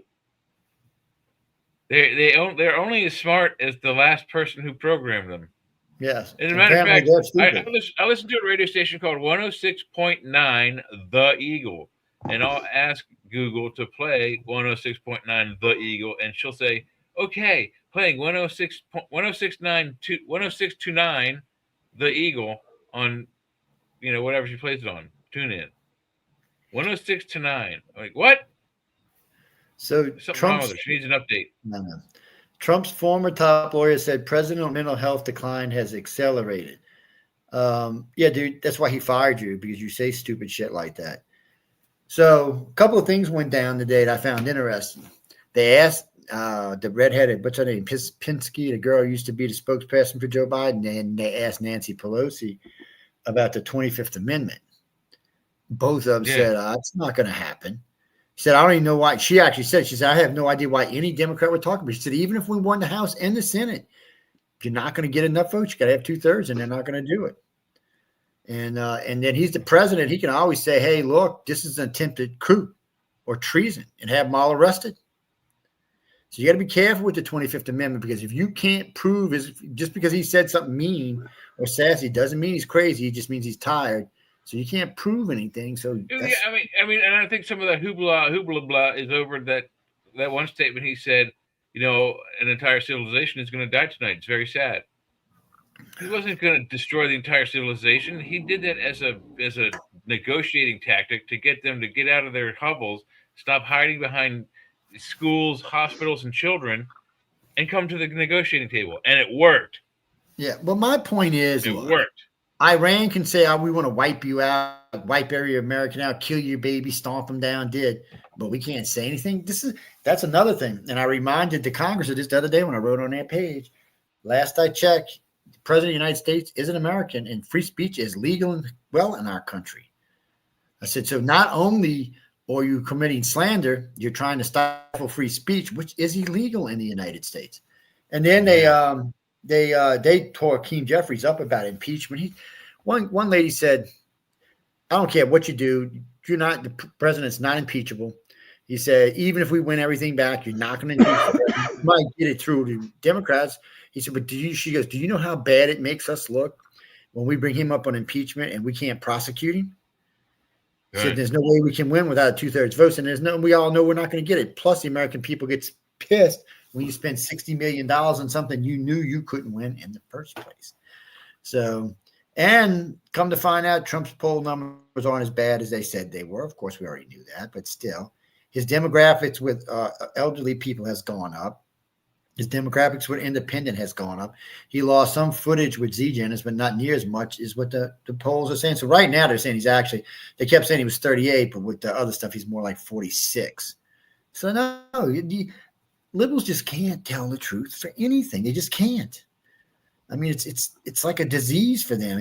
They would rather lie than, there's lots of times they could take the high road and tell the truth. They just don't. They prefer to lie. Hakeem Jeffries is the worst excuse. To think that he could actually be the leader of the Congress scares the hell out of me. He's an idiot. That's like let AOC run shit. One of AOC's back people beat out a Republican the other day, though. Oh, yeah. Well, and some other weird, extremely left liberal nut job wants some position in New Jersey this week, too. Yeah.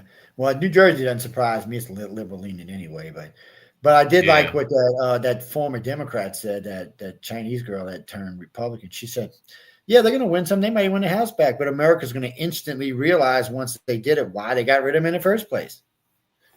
I was like, oh, okay, that makes sense. Are we doing baby Trump news for the second break? Oh, it looks like a new one, actually. What the hell? Phone stop. Sorry, guys. My phone what happened? It just decided it was going to do whatever it wanted to do. Let's see. The aliens are coming to probe you. Not here. I'm already too high up in there. They'll go past me. Right. Do you guys want to go on a break right now? We are due for one. Yeah. You ready, Joe? Yeah, we can go. I'm just reading something. Yeah, go ahead. I'm gonna get it started. So here we go. And we need to talk about that poop when we get back. Y'all don't let me forget about that. Yeah. Oh, yeah. Happier than normal. What's got you all jazzed up, man? Joe, I'm a very happy person, okay? Everybody says so.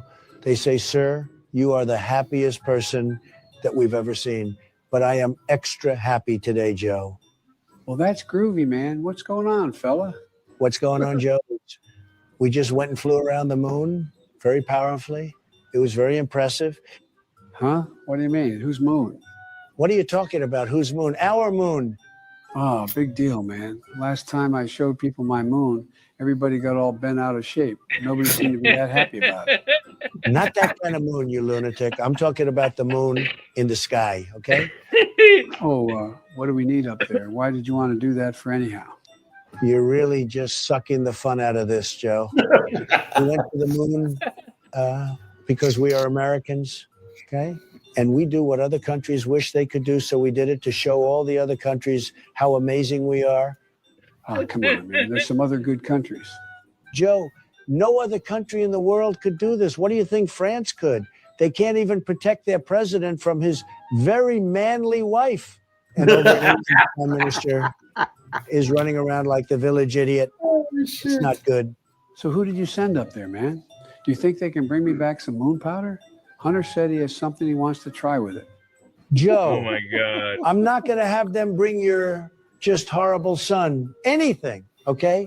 He's a stupid person. Oh, come on, man. But I sent just the greatest team of American patriots anywhere, okay? These are very high IQ people. Unlike you, Joe. Oh, right, there was also a Canadian on board who probably volunteered so he could get as far from Canada as humanly possible. And this year is our wonderful nation's 250th birthday. And this mission went 250,000 miles. So it was very appropriate. And I got to speak with them while they were up there. Oh, how was that?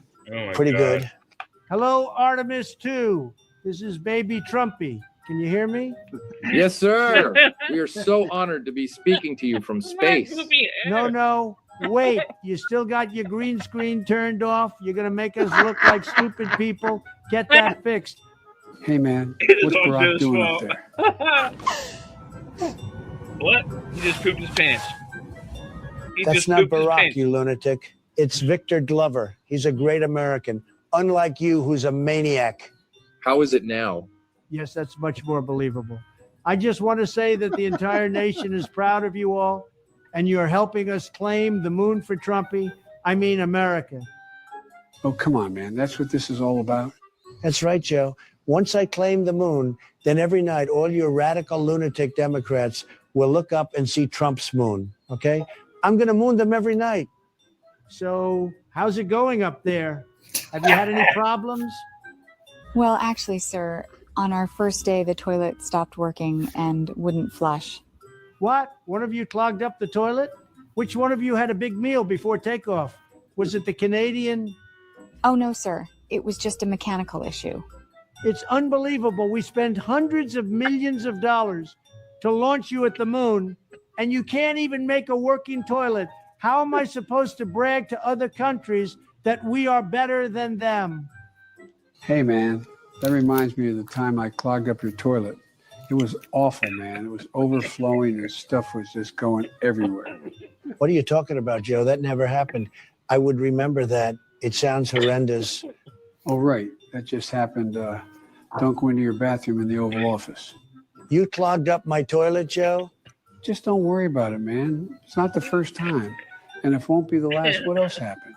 When you went by the moon, did you see any place we can build a facility to ship all the radical Democrats? You want to ship all the Democrats to the moon? Well, they love aliens so much, I thought they would like to become them. Oh, malarkey, man. You can't send us to the moon. Just you, Joe. So you'll stop destroying my toilet. It's disgusting.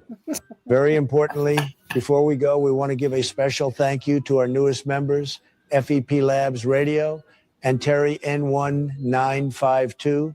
Thank you very much for your support. If you enjoyed this video, leave a like and a comment. We are making this channel too big to rig. So if you haven't already, smash the subscribe button unless you are a radical lunatic, and visit Pacifier Politics for more. Oh my God. Poor Trump. I love this Trump. Hey, man, what's Santa Claus doing on the screen?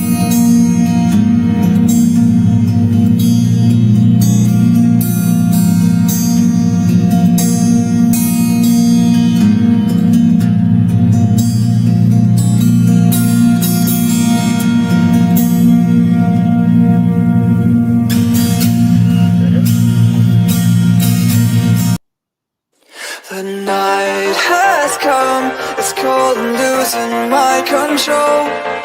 Your light is gone, and lonely darkness fill my soul. I wish that you could save me from my isolation. It's way too complicated. Let's start this conversation. Let's start this conversation. We got no relation.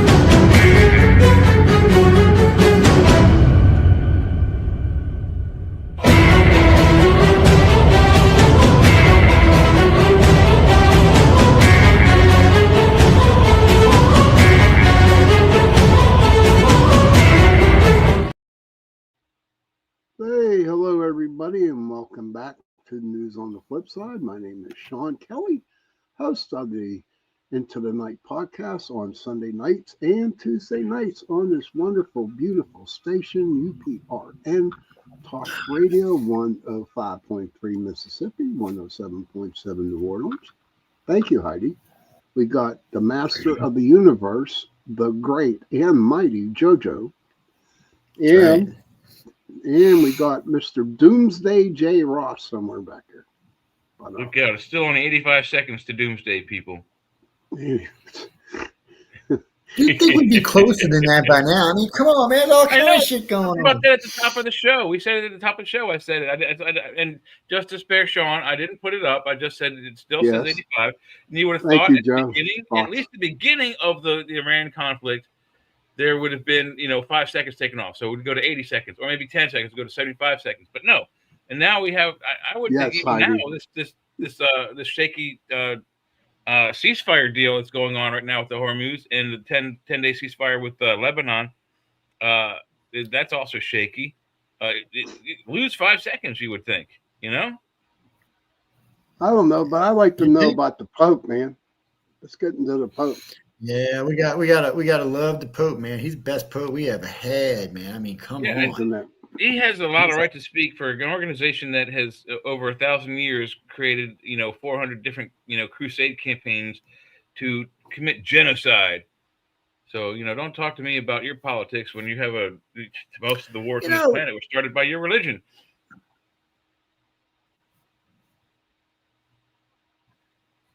Right? Right, yeah, but if you've ever read the Bible, if you ever read the Bible, you'll get the distinct impression that God is a conservative, not a liberal.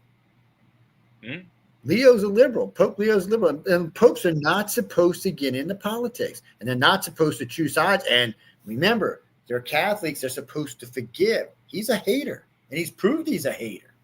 He's hating on people. I mean, he hated on Trump. And then Iran kills 36,000 people. He doesn't even say anything. The other day, they executed 4 women. He still didn't say anything.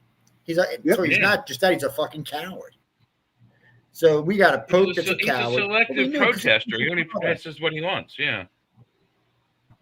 He's from there, and they were trying to say, "Oh, Catholics are leaving Trump." No, Catholics are leaving the Vatican. They're done. Yeah. They don't want. You can't have a woke pope. Catholics are not fucking liberals. The majority of them are conservatives. I mean, there are some liberal Catholics, but the majority of them are conservatives. And when you read the Bible, well, that's the other day. Leo goes. He goes, well, God, doesn't endorse it. I'm like, war? Wait a minute. Wait, what? Yeah. I'm thinking, let's go through the Middle East and see how many wars God's name's involved in. And let's not think about it. He wiped out the entire fucking planet. Right. And he says he's a vengeful, spiteful God. I mean, shit. So you got, Leo's an ass. He's an idiot. I don't think the man's actually read the Bible. Or he would have never said that about God. I imagine there's a special help. Joe Fox, you got it there, buddy. The Pope is fake. Yeah, he's of course he is. He's definitely a hypocrite. That's for darn sure. Here's what blew me away about the Pope. Here's what blew me away about the Pope. He was elected so damn fast. He was so fast. They picked him so fast. I knew something wasn't right about that. I knew it. Well, maybe he's the next one to be assassinated. So the conclave is all liberals now? How did that happen? It must be, yeah. I can't think of any other reason. Unless they're setting him up for some kind of, internal religious coup. No, they wanted a liberal. No, they just wanted a liberal so that they'd stop investigating all the money that's gone missing from the coffers. Because the other pope was trying to find out who had been stealing everything. Well, at last 2 popes were. And, somebody told me one time. Somebody told me one time, Jesuits are liberal. I'm like, ooh, I don't know about that. And I said, there's definitely some liberal Jesuits, that's for sure. I don't know. I'm disappointed in the Pope. I'm glad I'm spiritual, I'm not Catholic, because I'm figuring there's a special hell for this Pope. Because first off, he speaks for God. He's saying what God would do. Yeah, what the fuck? You really think you know what God's going to do? Dude, that's egotistical is what that is. That's outrageous. Yeah, that's the epitome of arrogance right there. And then when you judge God by his actions, he's I'm kind of like, I don't know, dude, Mr. Pope. Well, don't we judge ourselves by our actions? Yeah. Right? I think this is going to be the worst Pope we've had in a long, long time, maybe since the Middle Ages. It's just time for him to go. It's just, they just keep putting this liberal crap up, and whoever does this, and I don't know who it is, but this is something that they've been trying to force on us for 2 decades. They want control of the people. You're not going to get it with conservatives. You're going to only get this with Fox. They're the ones that think, you shouldn't have guns, you shouldn't have free speech, you can't talk against politics. So what gets me about liberals, you can't talk about liberals, but you can talk about other politics. No, and then Trump said that the other day. You don't want me to talk about you, don't talk about me. It's a simple concept. You have the right to defend yourself. Johnny, it goes down to the golden rule. If you don't want me to talk about you, exactly, don't talk about me. Well, I see Schumer's in trouble. They're trying to get rid of. What did he do this time, Joe? Anyway, yeah. What did he do this time, Joe? Well, he actually drew a set and was doing the right thing, and they're mad at him. What's getting me about the Democrats right now, it's about 20% of the parties running the whole party. It's the progressive liberals, the hardcore liberals. They got the biggest mouths, and they're all people like Jeffries and AOC and Omar, and I mean they're just ignorant people. Frankly, first off, I think we need a national vote on if you're not a citizen, you shouldn't be able to serve in Congress. No, period. Sorry, yeah. Matter of fact, I don't you think shouldn't even be able to vote, let alone register to be a congressman. So you should not be allowed to serve as a governor or any house in any state or in the federal government if you're not born legally in this country. Well, not state born and government raised. trickles down to state government too. Huh? That's well, what I'm saying. Down state and local governments too. They couldn't do any kind of city office or county office or state office either. Oh, I don't know. There's a lot they of. Shouldn't be able to. They shouldn't be able to register to do this because you have to be able to prove residency. You need a social security card. You need an identification to become eligible to be voted into those offices to begin with. If you're an not illegal alien doing that's going to be doing it fraudulently to begin with. Period. Yeah, well, if you're not born in the country, you shouldn't be allowed to serve, because one generation's not enough time for people to assimilate and understand how our countries work.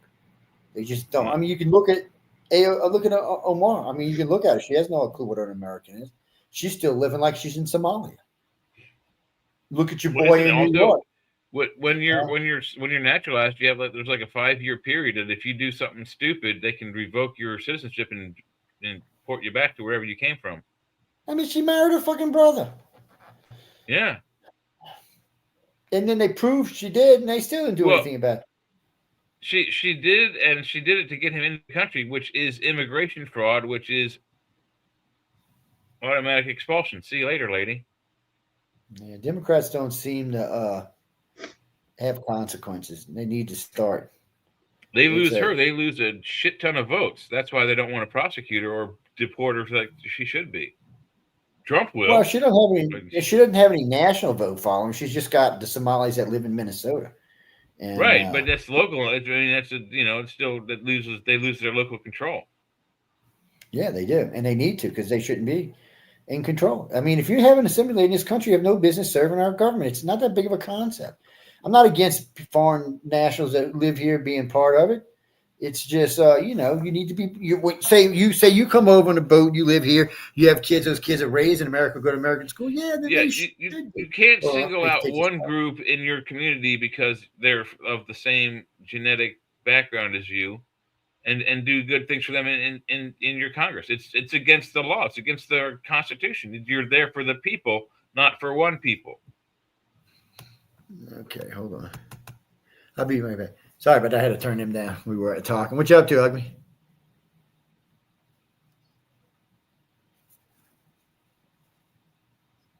We can still hear you unless you don't want us to. Yeah, so that's the link for the show. And Jay said he'll be there to turn it on tomorrow at 4. Oh, okay. Hey, is that John? Okay, his time. That's when he comes on. It's what? 2 your time. It's 3 his time. No, it's 4 his time. He's Eastern. Oh, okay. Yeah, he's in Pennsylvania. So he's Eastern and I'm Central. So he's already set up. The show's already set up. We'll turn on Rumble after this show's over with. And then all it's got to be done tomorrow is when, you can send a link to everybody. They get in and then just hit. All Jay's got to do is hit go and away you go. Oh. Yeah. So, yeah, that's So I don't have to do anything but send out the confirmation emails with the link in it. Yeah, with the link in it, yeah. And I'll double check the link just to be on the safe side tonight, but it shouldn't change. It should stay the same. Once it's set up, the link should always be the same. Okay. Yeah, so, yeah, I did it while we were on air because I was talking with the boys. They misbehaving. We are. We're just talking about politics. Yeah, why to poop such a fucking idiot shit like that. Yeah. Then he is an idiot. And then we talk a little bit about what's going to happen to Europe when America leaves. Europe thinks they're going to be fine. Well, at least some of Europe thinks they're going to be fine. The other part of Europe thinks they're doomed. They're like, well, without America, we ain't got that kind of money, even though they make as much money as we do. So that's the pissy part. Europe makes $36 trillion a year, just like, a year like we do. So why aren't you paying for your own damn military, you assholes? Yeah. So Trump said he's not going to sell them any parts for the F-35s. He sold them, said, screw off. Wow. Yeah, he said, no. He said, we can't trust y'all, and we're not going to give you any new equipment. You're going to have to design it from the ground up. That's something else that the countries weren't thinking about, that they use Americans' R&D. Now they're not going to be able to. They're going to have to develop. It's like Iran has F-4s, right? Yeah. Jeez. Yeah. That's a great plane, but yeah, back to the day. Yeah, it's probably like shooting fish in a barrel. Yeah, today it is. I mean, we used them for training until they retired the F-14, and then we started using the F-14 for training. They only retired the F-14 because it was so expensive to keep up. They said, well, it's the same as the F-15, and in a way it was, but the F-15 didn't have swept wings, and it wasn't landing on a carrier. Landing on carriers is harsh on airplanes. Being shot off and landed is harsh on airplanes. It's a beating. I watched one of them pull the front wheel off one time. I was like, look at this shit. Wow. Yeah, the guy ejected. It was sliding down on his nose. It was going over no matter what. We plowed right over, dude. It was like he lost the front wheel on takeoff. Yeah, so they hook a cable up to your front wheel to pull you down the runway to launch you, and that's what launches. And it's pulling you down the runway at 250 miles an hour. So it just yanks the plane and throws it. Is basically what it does. This particular day, it yanked it, and when it did, the front wheel where it mounted to the plane just snapped off about halfway down the runway, and then the plane was going too fast to stop, so it just slid right off the deck and right in front of the carrier. He ejected. He ejected, so he got lucky because we mowed right over the jet. That thing was probably pieces. Oh wow! It happens though. I mean, shit happens. Sometimes I've seen jets have flare outs right as they got to the end of the runway. Oh crap! When they were taking off. Yeah, they had flare outs, so they'd have to eject. And then a couple of times I was there when missiles just shot. You just sit there and the missile just shoot off the plane. You're like, what the fuck was that? We watched it. You touch how strong the conning tower is. So we watched the Sidewinder hit it. It just bounced off of it. It exploded, but it bounced off. Wow. We were like, Jesus. And I've seen a couple of big ones. It gets a little crazy. And then we had one of them Hawkeyes come in. I don't know what they were doing. And somehow or another, one of the tripwires flung up in the air and wrapped itself around the radar dish on top of the plane, spun the plane around, ran its nose into the conning, just smashed it into the side of the conning tower. Took the whole front of the nose off the conning tower. Was fine. I don't know what kind of steel they got in anything, but they're not fucking around with it. It's like 2 inches thick, I think. It's huge. We were doing my dad was in the Navy. He said those arresting cables would break sometimes if a guy's on deck. Oh man, he'd lose both legs. Just like that. You just there's a couple times there's actually video of us. You'll hear one snap and everybody's jumping to try to make sure they get over it. And you get lucky a lot of times, but man, if it hits you, you're fucked. I mean, you're done. I mean, it'll rip you apart. I mean, it's just too much pressure. Why don't you tell everybody who you're talking to, Joe? They're electromagnetic. They're like a rail gun, basically. Yeah. So there's not. So the old ones are steam powered, but these aren't. The new ones are different. They said they're more reliable. Yeah. Them steam catapults, they fuckers broke down all the time. I mean, they were always breaking down. Anyway, I'm talking with these guys. Let me get back to yakking at Jay, and I see they can probably hear what I'm saying anyway. It's yeah, we can hear you. Okay, y'all hear me? Okay, but if you need me, just I told you we can hear you before. I'll confirm that link again tonight before I go to bed, just to make sure it's the right one. So should I put as a backup Jay's email?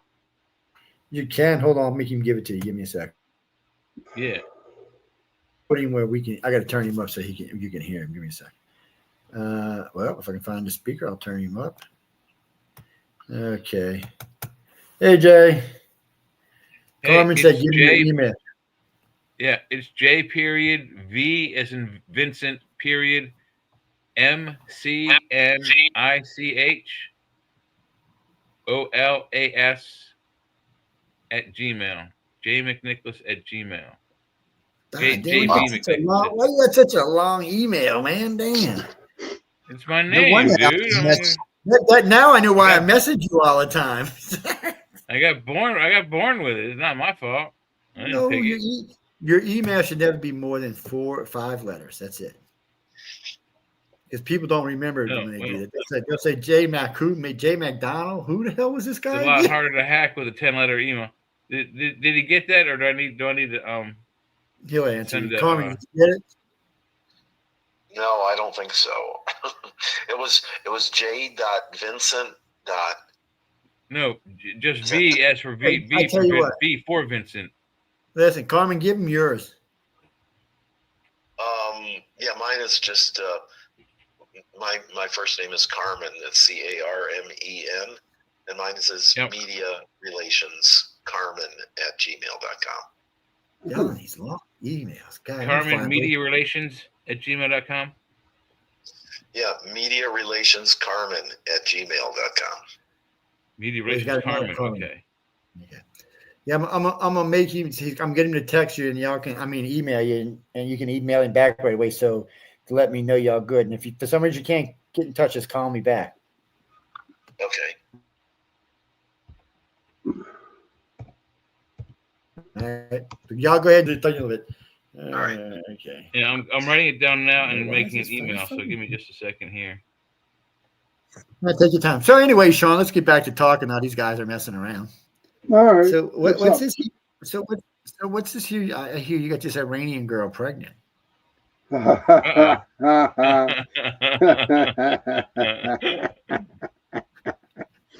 just curious, man. Who told you that one? You know who ratted you out? It was Heidi. Heidi ratted you out. Heidi, why did you tell Joe that I got that Iranian woman pregnant? Heidi. Heidi's like, I'm out here, man. I ain't talking to these idiots. That was between me and you, Heidi. Oh my. Oh, hey, Pete. No, I'm still in LA, Pete. Yeah, you just come in the room. Okay, it's sent, Joe. You should have it in a few seconds. Okay.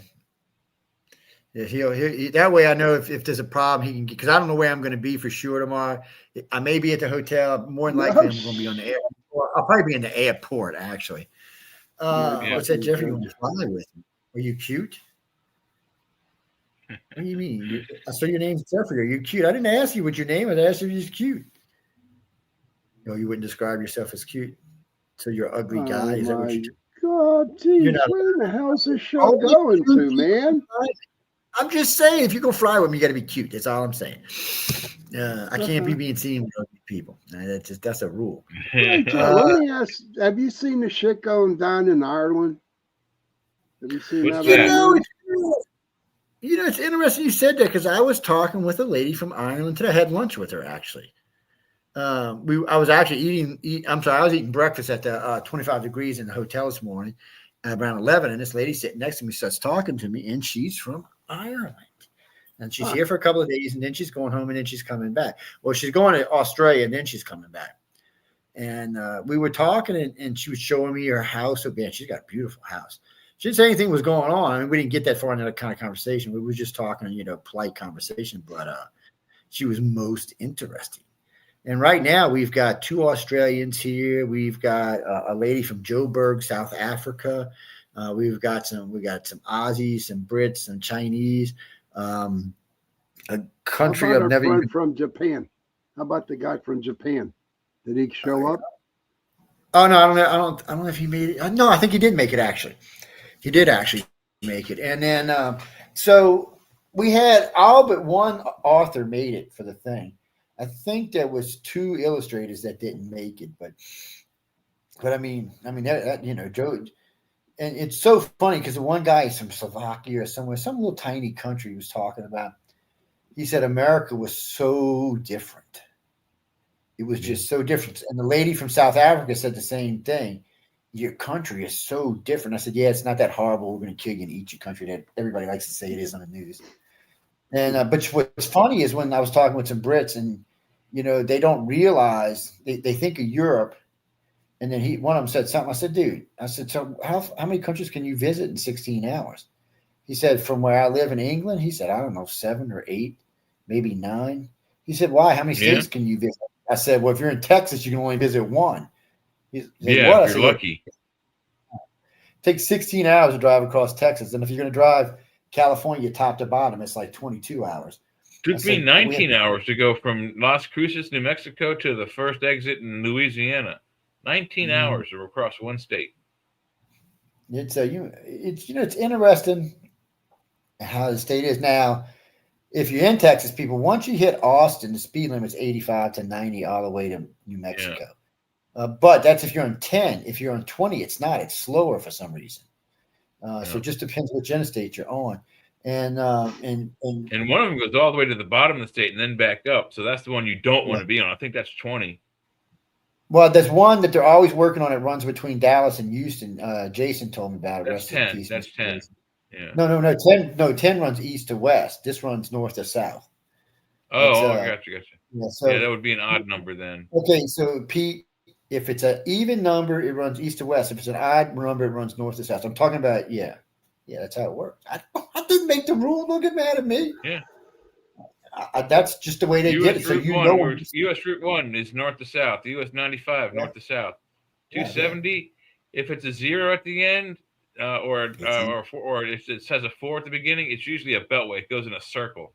495, 695, 270. Those are all beltways. Yeah, generally when there's 3 numbers, they're either loops or beltways, one or the other. And the 0 will determine how it starts.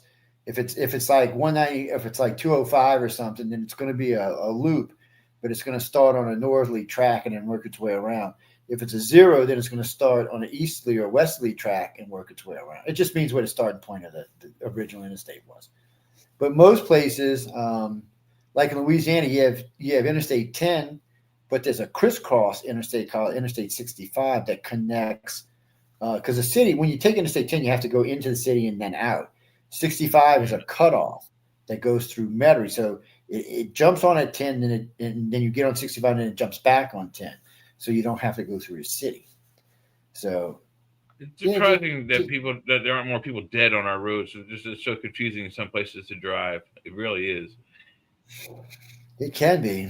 LA is not as horrible as people think it is, but I don't drive interstate. It's just volume, a lot of volume there. That's the problem. And anytime in the old days when I used to drive from Baltimore to DC, that was a good little ride. But I quit that because it was always at least 45 minutes from the airport in Baltimore to DC when you got Ronald Reagan right there in the middle. But that's the thing. But Joe, the way traffic is now, you're looking at probably if you get off of Baltimore, like around 6 or 7 o'clock in the evening, you're looking at like a 2-hour drive to DC. Yeah, well, I know that. That's why I quit doing it. So when I used to talk to people, I said, look, if you book here and I can get in my car, I can beat it 45 minutes. But if it's this time in the morning, this time of evening, no, it can even be longer than 2 hours. So I was like, no, that's okay. I said, just start flying me in. Well, I used to like to rent a car when I went. It's hard to rent one when you're in DC because everything's so close. I mean, it's called the Salamander now. It used to be the Mandarin. It's like 5 minutes from the airport, maybe 10. I mean, the Washington. If you get into DC at National Airport, you can get on the Yellow Line Metro and subway, and it, for the most part, can take you anywhere within New York, within Washington DC that you wish to go, and then you wouldn't have to rent a car.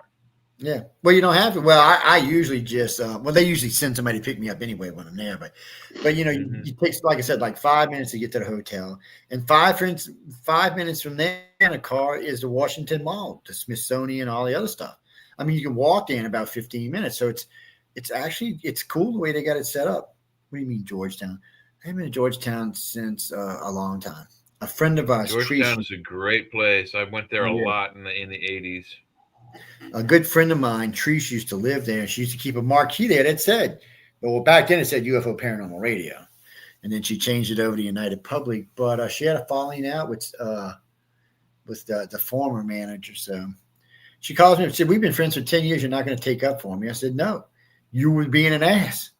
I said, you were using our friendship to try to beat the manager in the head with it, and I didn't put up with it. But I said, no. I said, when we give control to a manager, they get control. I'm not going to sit there and fight every fight in the network over a management thing. That was Stephanie's job then. It's Michelle's job now. And Michelle does a fabulous job. Even though I drive her crazy sometimes. Yeah. Well, I think we all have our tendency to drive her a little bit crazy. Yeah, the Pope is all you have to do, if you just talk to her nice and tell her what she wants to hear, and then you're in golden. I mean, you're good to go, man. Yeah, well, that's what did in one of our other hosts because he got mad. And what got me about it is I told him this. I said, look, if I can't get there, just tell him do the meeting another day. Because I knew he would lose his temper. Because and he'd still be here, but he quit. He didn't get fired. He quit. So there's nothing I can do about that. That was out of my hands immediately. And God knows what he told Michelle afterwards. So it's one of them things. No, Bruce, the station's way laid back. We don't have that many rules. We don't like you smoking. Well, no, you're not actually supposed to turn the cam off in your show unless you're at break. But we're a little bit easier in that. But still, we just don't want you drinking, smoking, or eating on cam. And it's just because that's why I turn my camera off, is because I'm smoking usually. Yeah, it's rude. No. When I used to smoke, I could go 2 hours without a cigarette, so it wasn't a big deal. Yeah. It wasn't the cigarettes that would have got me in trouble anyway. It would have been a joint. Yeah, it wouldn't have been a cigarette now. Yeah, no, like I say, and I like sometimes to do a show. It depends on the show I'm doing, but sometimes I like to do one high. So, and I could smoke one before the show, but it's a 2-hour show. You might want to smoke one in it, and it's not a big deal if we go to break and smoke. Well, we're getting ready to pick up some new companies, so we may have to get a little bit stricter on our online policies, but. Well, no, it's because of the TV thing. Yeah, you won't be able to. I don't think anymore.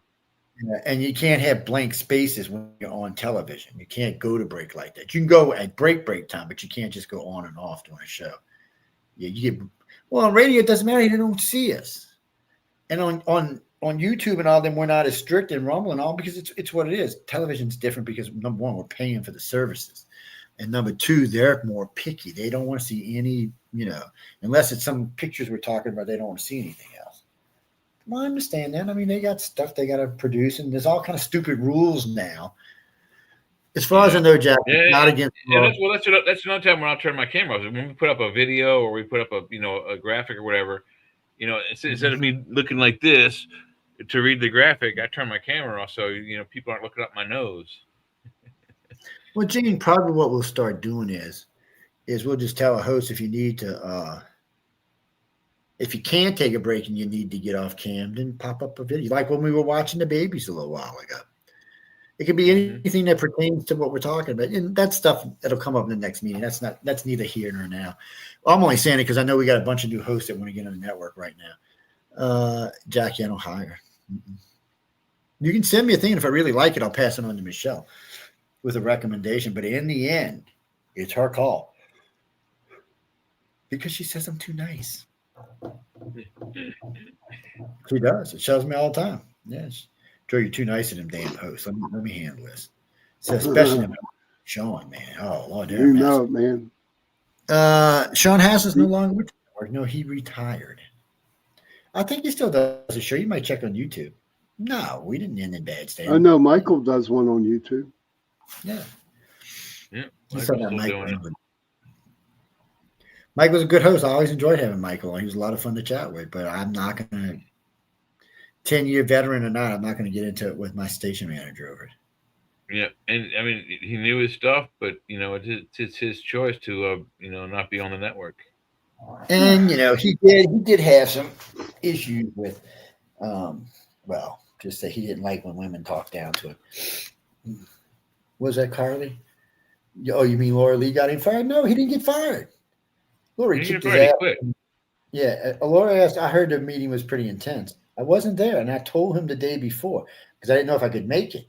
I said, if I can't make it, just tell Michelle to reschedule the meeting. Because I knew. I said, but he was an easy request. He should have done it. He'd still be here. We're always looking for hosts, and we are looking for political hosts. We're actually looking for female political hosts. Mm-hmm. Well, Sean's cute. I've been trying to get CL to come on Friday night, but she just. I wish she'd have came down here. Everybody would have loved to meet her. I told her you should have came down. Said, I mean, there was a lot of big names here. She'd have really enjoyed meeting. A lot of potential guests. Yeah. Yeah. So I was, but that's people's choice. They can do what they want. What do you mean, James? I can bring anybody I want to this. Yeah. I just got to let the boss lady know so that she knows that they're going to have a place to sit. They had 40 more people than they had seats this year. So everybody wants to go to. It's a great gala event.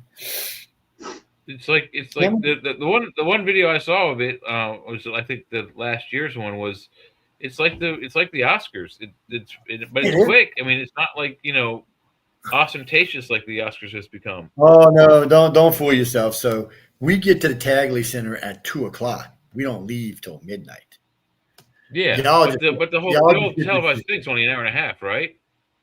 What y'all see is it's actually longer than that, but what y'all see is an hour and a half. It's there's about an hour before that we're actually broadcasting, but it's not really the event. I mean, it's at the event center, but it's not actually the event. It's so I figured usually, so we go to dinner at 5, and in 5 to 7 we have dinner. It's a nice filet mignon and salmon dinner, and we talk and mill around and stuff. At 7 they start the event. The event can go from 7 to 9:30 or to 10, depending on how many guests we have that year and who's speaking. We had the Norwegian astronaut who did a good thing, but sometimes we have more winners, so it takes longer. So we were short 3 winners this year, so that's an additional 20 minutes right there. So that wasn't there. So yeah, it just depends on how many people they got to. Some events are longer than others, but it's a lot of fun. It's a lot of pomp and pageantry when y'all don't get to see all the red carpet stuff. All that's recorded. Y'all just don't get to see. Eventually, I'll post it, but there's tons. So they actually do like a video of people arriving to the event. Yeah. Oh man, they got red carpet. I thought everybody was like self-contained in the hotel already. So no, they bring them out there, and a bunch of press comes in from all over the place. They put the red carpet out, the whole 9 yards, and they have the big dragon out there. That's the the dragon you see. So in the yard, where you'll see pictures of, I'll show you later. So from about right here all the way up is a dragon. His eyes light up too. And anybody who had a flatbed could have took him home with him. Wow. And he's 14 foot tall, big monster. When is it?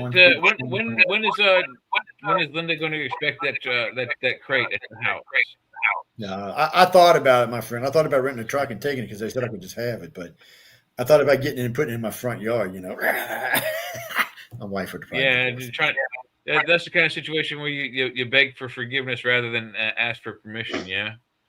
Let me see if it's on this one. Maybe we can see it. I can show you. Wait. Hey, gentlemen, I'm going to run to the men's room real quick. I'll be right back. Oh, I'm going to turn the lights off to see this. Oh, there I am. Look at this. See the guy next to me over here? He's a producer. He's a Hollywood producer. The guy over here is an actor. He's actually got 2 PhDs. The girl in the red's his old lady. She's sweet as can be. Matter of fact, she found my credit card on the floor, thank God. And I guess it dropped it in my pocket. She's real nice. The whole gang is. And there's lots of pictures of us hanging out. That's scary looking. And then is this the one? Oh, and this is the Queen, Emily Goodwin. Emily? Yep. Yeah, Miss Hottie herself. And I can't say that. She can't hear me say that because her head will get swollen. And this is Mr. Goodwin. Yeah. Looking all dapper. Nice. I mean, he's looking good. What's that, Jeffrey? Yeah, there's a teleprompter there looking at one of the other ones. She's big. Well, I can't see her head, so we're going to skip on. But that ain't. Oh, this is what I was actually. So this was my date. I can't show you that. Sorry. Some things y'all just can't know about. Where is the wait? So this is video. I'm trying to find the video. I wanted y'all to hear this girl play, but I can't see what I did. Jeff, we always have a good time when we go. It's a great event. It's well liked. People really enjoy it. And you got to remember, there's a bunch of winners going to be up on the stage. Let's see. Is this it? Let's see. Maybe this is it. Let's see if I can get her up to where you can see her. Where is she? Why I don't hear anything?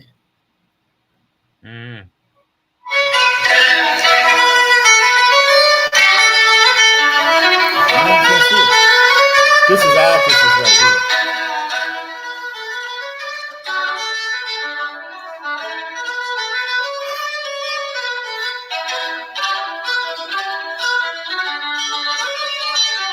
Okay, the Irish jig.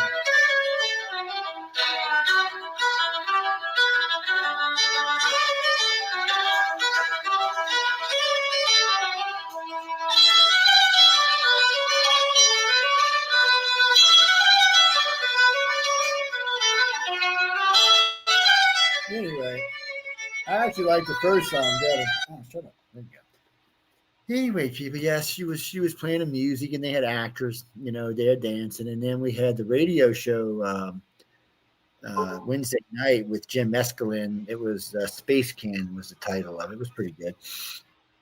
He was reading it, and then we had somebody playing the little thingies.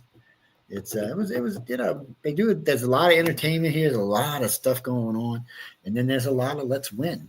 As a matter of fact, I know John's doing interviews right now. When I talked to him a little while ago, he's up doing interviews.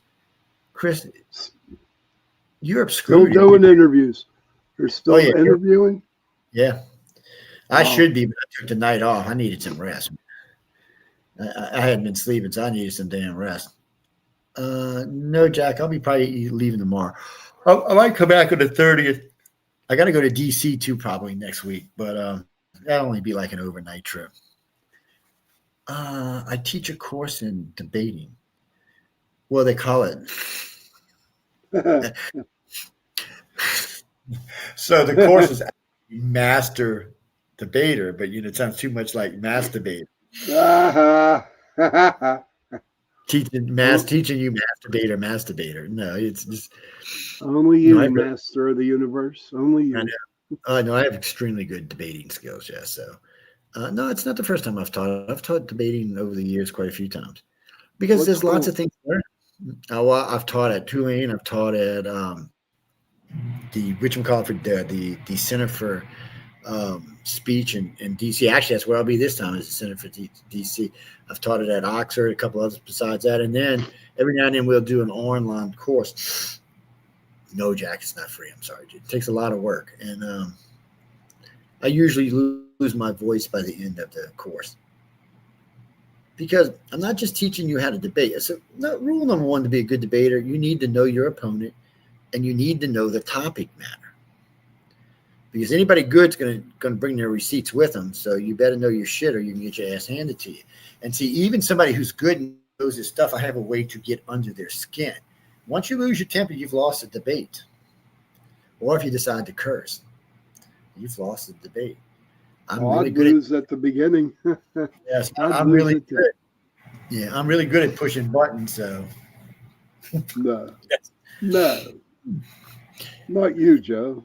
No. Oh, just to put it in perspective, I'm talking with this little British guy tonight. Really nice guy. He's well educated. He works for the government. I'm not going to mention his name because I don't want to get him in trouble because it was a pretty heated topic. So John introduced him to told him that I did UFO stuff. I mean, that's what we were going to talk about. But anyhow, we got into politics. So I noticed every time I was saying something, he was just automatically taking that aside. So, well, we're going to play this game. I'm going to show him how it's done. So about an hour and a half in, he finally just, oh, man, we got to have to agree to disagree. I said, I told you that in the beginning we were going to agree to disagree. I said, I just want to see how far I could push it. And I said, even though a lot of what you said I actually agreed with, but that wasn't the job. The job was to see how long you could take it. So now I'm pushing real hard. Just little things that make him, talking shit about his country, talking shit about his job, stuff like that. Things that aggravate people. But Jimmy, that stuff doesn't bother me. Talking shit about America just tells me you don't know anything about America. We are the most powerful, greatest nation to ever exist on the face of the planet. And until that changes, that's where we are. Russia's fourth. Well, okay, no. Technically, I got to retract that statement. Russia's second because they got 5,500 nuclear weapons. So China's technically third, even though I think China will pass Russia in technology soon. It's Russia's own fault. They've been selling them technology forever. Well, they've been stealing it from us and them for forever too. On top of that, actually, from what the real lesson is, the Russians were stealing it for us and selling it to the Chinese. We thought it was all the Chinese just stealing from us, which don't get me wrong, they were doing that too. So just to put this in perspective, people, Trump got pissed the other day. So he said he doesn't want any Chinese facilities near any military bases anymore. He don't want them buying farmland. And this all started right here in California, where I am right now. Some guy seen a hose sticking out of the side of a building. So they went to investigate and found out that China had a biological chemical plant making all kind of nasty diseases inside of Los Angeles. Where there's 8 million people living. That technically is an act of war. And then, Trump should have just said it right out. He said, "Oh no, this is an act of war." He should have instantly said it was an act of war and put all of our ships on standby alert just to make China crap themselves. Yeah. China's a dance, and China talks a good talk, but China is not the United States yet. First off, China's got a few thousand, but we got 13,000 fighters. That's not all of our aircraft. We have 13,000 fighters. They only have 40 more ships than we do, and our carriers are far much more formidable than theirs are. All of our ships are. And they carry a shitload of ordnance. Yeah, I seen the one in the India. They got this thing called the India Times. First off, they said the Ronald Reagan got sunk. I'm thinking, you got to sunk to Ronald Reagan. We'd have nuked you. Yeah, we use radio tactical news. Yeah, well, they also said the Washington, not the Washington. What's the other one that's out there? The other big carrier, the Lincoln, the George Bush. They had said that was. They said those were sunk as well. And then they said that we lost over $1 billion in fighter jets. I'm thinking, well, that's not a lot. That would be one F-35, right? Yeah. But I mean, they're worse than the Huffington Post, and Huffington Post is pretty bad. Yeah. Huffington Post would tell you the truth that their life depended on it. Did anyone I think I saw one also where that they said it might have been the same crap organization, but one claim said that we had lost a sub to Iranian fire. I don't think so. Yeah, we'd have heard about that by now.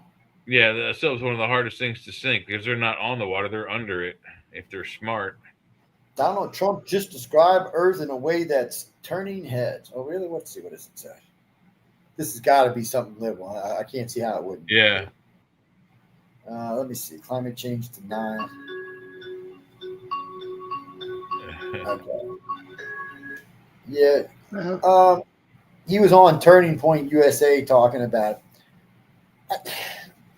guys and girls. Trump's not so much a climate change denier. I mean, a global warming denier. He is a global warming denier. He's not a climate change denier because global warming is fake. It's not real, and I can prove that without any help at all. Where I live, last year it snowed 2.5 feet. Now I'm 60 years old, and all that time it does snow in Louisiana about every 10 years, and it's usually 1 inch to 2 inches, usually gone the next day. For the last decade, it's been getting cooler in the South. The winters are colder and the summers are cooler, and hurricane production is down. That does not. Herman got the email. We're good. Yeah. So is he a good deal?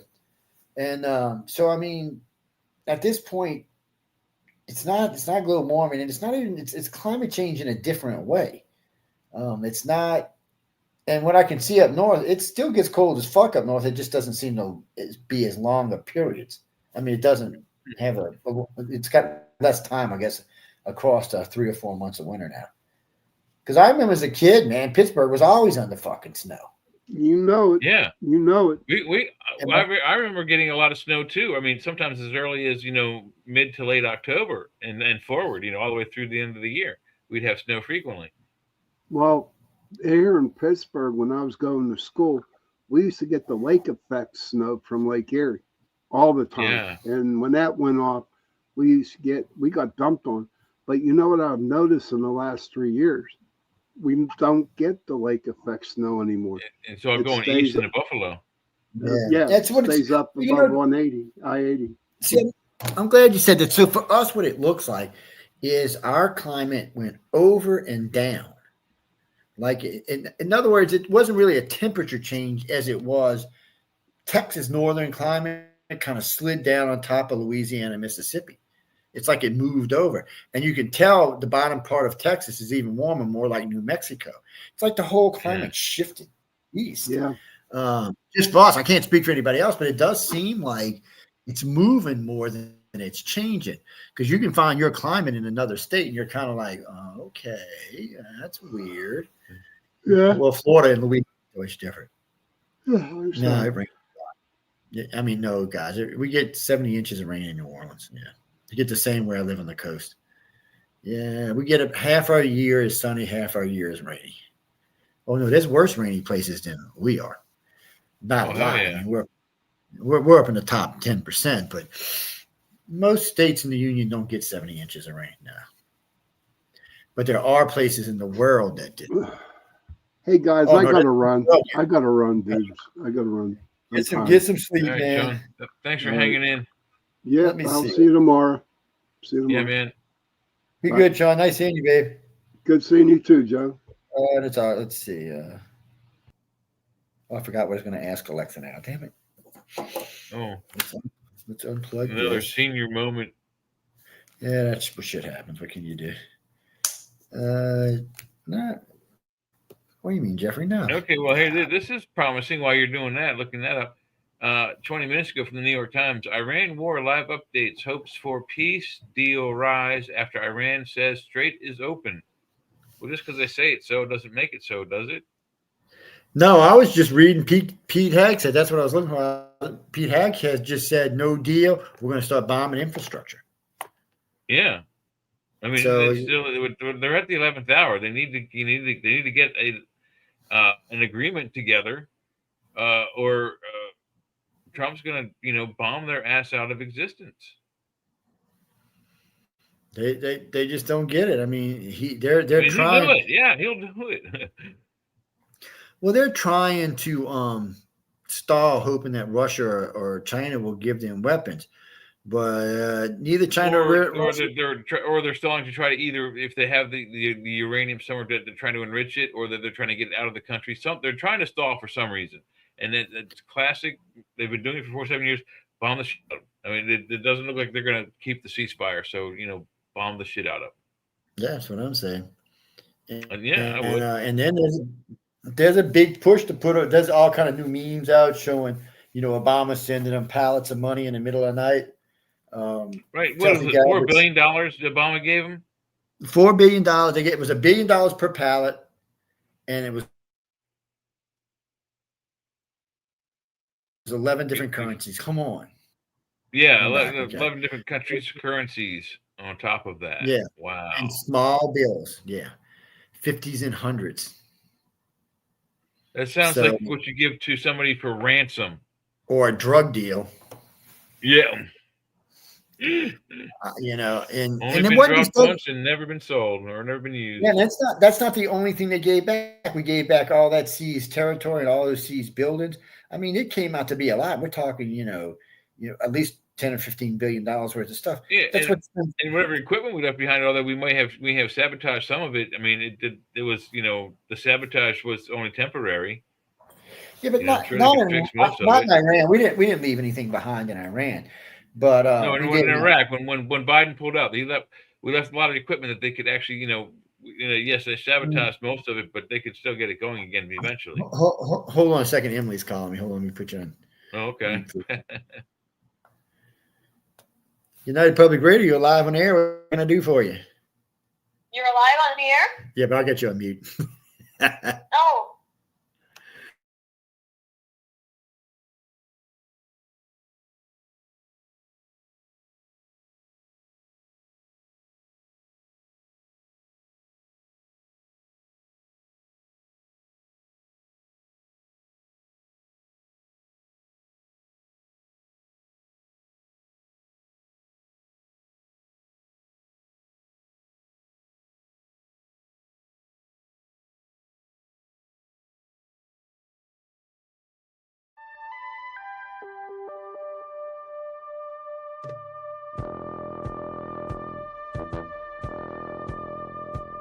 Tune in to UFO Undercover, Wednesdays at 8 p.m. Eastern, with your host, Joe Montaldo, right here on the Paranormal Radio Network.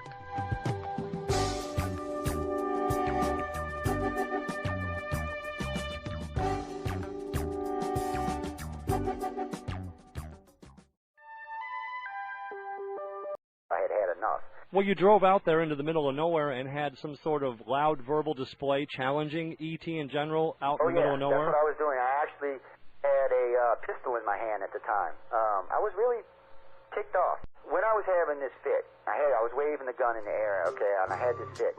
And at this moment, I said, okay.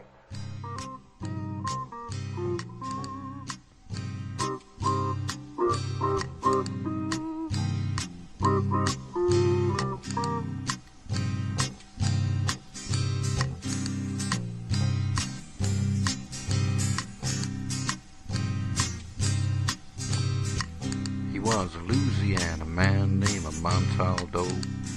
Folks around called him Six Gun Joe. works with ICAR, don't you know?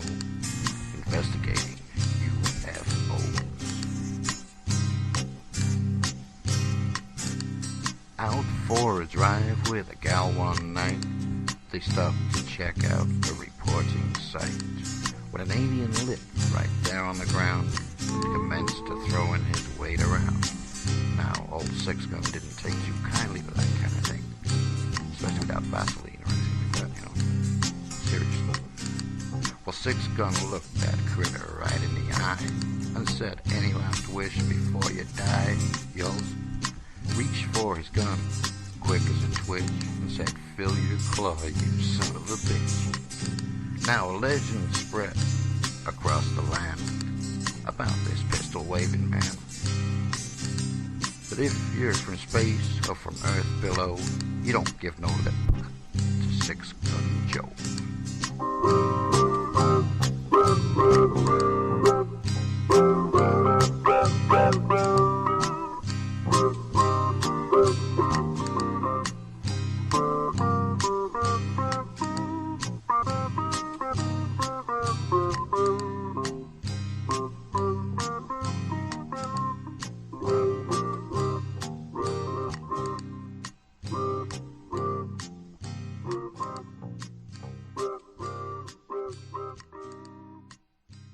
There we go. A little Six Gun Joe. You're still muted. All right, we're back. Okay. Yeah, I'm gonna have to go upstairs in a few minutes. It's been interesting, man. It's I gotta say, it's been interesting up here. I'm gonna give away some of these books when me and you get back on air, probably next week sometime. And then I'll give away some of these T-shirts and a couple of other things I'm gonna give away. And we're working on a deal for an art class with I forgot his name, a very famous artist. It's Bob Eklund. No, who the hell was it? I can't remember right now, but they're out of Florida, but they do Zoom classes. So we're going to give away one of those in the near future. Cool. We'll tell you what you got to do to win it. The books are generally going to be whatever question one of us come up with, or if we ask a question, maybe something that happened at the event. You can go look and see. There's going to be lots of pictures going up, but you'll see all over the place. There's been a lot of people that attended. There was a lot of famous people. There were just a lot of everyday people, a lot of judges and that are famous. And I know one of the guys wrote to me from the network today asking me if Orson Scott Card was there, and he was definitely there.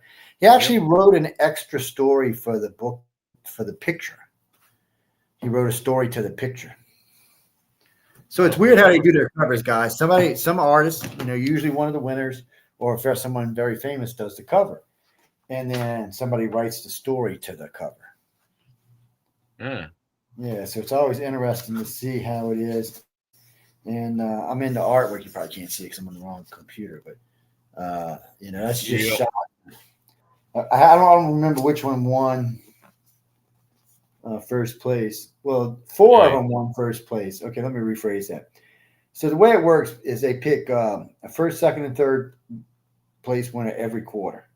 This was a great picture, by the way. This one right here. They're all good pictures. I don't want to take away from anybody. And then the people who won first place get to compete for the grand prize. So if 4 of the authors and 4 of the illustrators compete for the $5,000 prize. So they give them $1,000 if they win first place, and then if they win a grand prize, they give them another $5,000. Nice. So they also give them a check for their work in the book, and they let them keep the rights to their work. Oh, that's good. Yeah, I know. That's what I said. This guy right here. Cool. Jim Mesclin did Space Can for us the other night. L. Ron Hubbard wrote this little short story called Space Can. And Jim Mesclin came and read to us as one of those little radio. Cool. And we had one of those guys with those little, they're not bongos, they call them something else. He says you have to learn the language to play them. It was interesting. But so all that the radio things, little shows are always good. Sometimes they got more than one actor.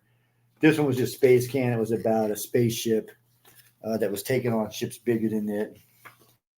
and what happened to it. It was here's the original. Like the little train that could, but UFO themed. Kind of, sort of. Well, it wasn't even UFO. I mean, it was just a battle in space. But who did this? Let me see. Let's find out exactly who did it. Wrong one. It was Celerio Cabral. Yeah, he's a very famous artist, actually. And I mean, they're all in there. There's a little dragon for you to look at. The dragon eyes, man. Barely can see me there. There's another great picture. I mean, it. Hey, look at the screen real quick. It looks like you have two shirts on. Look at it. Does the it? picture behind you finishes you off with like the arm and stuff. That's weird. And then there's these. This one right here is from one of the winning stories. That's April Solomon's work.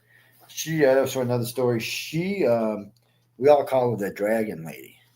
Yeah, we interviewed her, didn't we? Yeah. We've interviewed her a couple times. She's really good. And then this guy here, this one, won the grand prize. Nice. And so I can't pronounce his name. Is anyway. I think he calls it Bagakas. Anyway, the nice guy. I talked to him for a while. He said he did. He said he got in an American grocery store and didn't have a fucking clue what to buy. Nothing looked familiar to him. Wait, he's never seen American products before. I guess so. Yeah. Yeah, and he sounds like he's from one of like the Eastern European countries or something. I know the country. He said it a couple of times, but it's just a little bitty, tiny little country.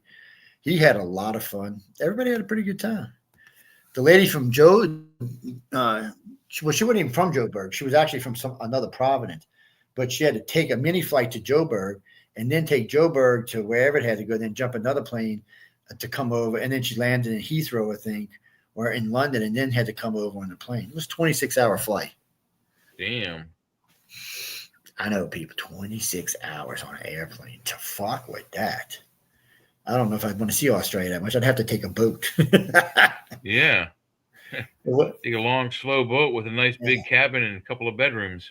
Well, that's one of the jokes we make when we're at the L. Ron Hubbard Museum, because he crisscrossed all around the world a lot. But a couple of those were slow boats to China, literally slow boats to China, because there was no such thing as a fast boat back then. But he was everywhere. He up and down the coast, Arctic missions, mapping stuff. This guy was.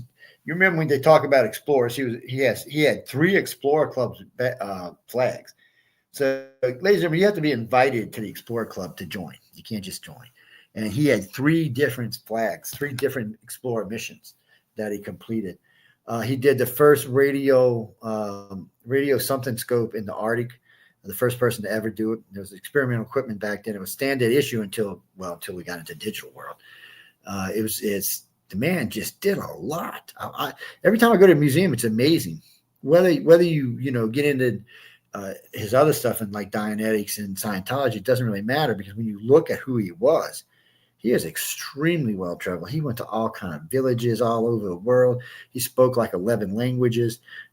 He showed the Navy new healthcare or new mental health care to help get the people out work. They still use today, by the way. He just, I guess he wrote Dianetics, by the way, which was a bestseller. I think it broke records on how long it was on top of the list.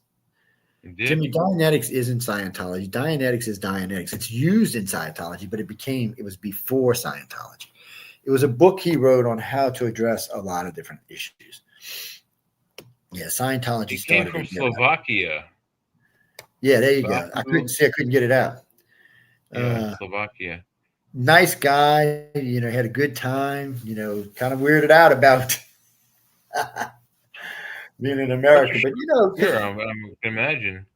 Well, they hear horror stories about our country over there. And when people come over and they hang out with it, they're like, well, this ain't what America is.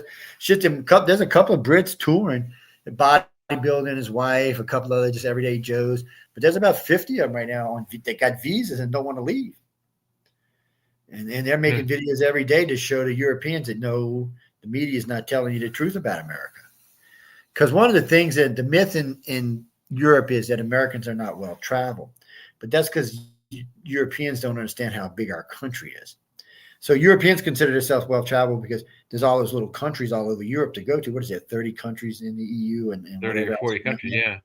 So you got all those to go to. Well, they don't realize the United States, land-wise, is bigger than the EU. They may have more citizens, but we got more territory.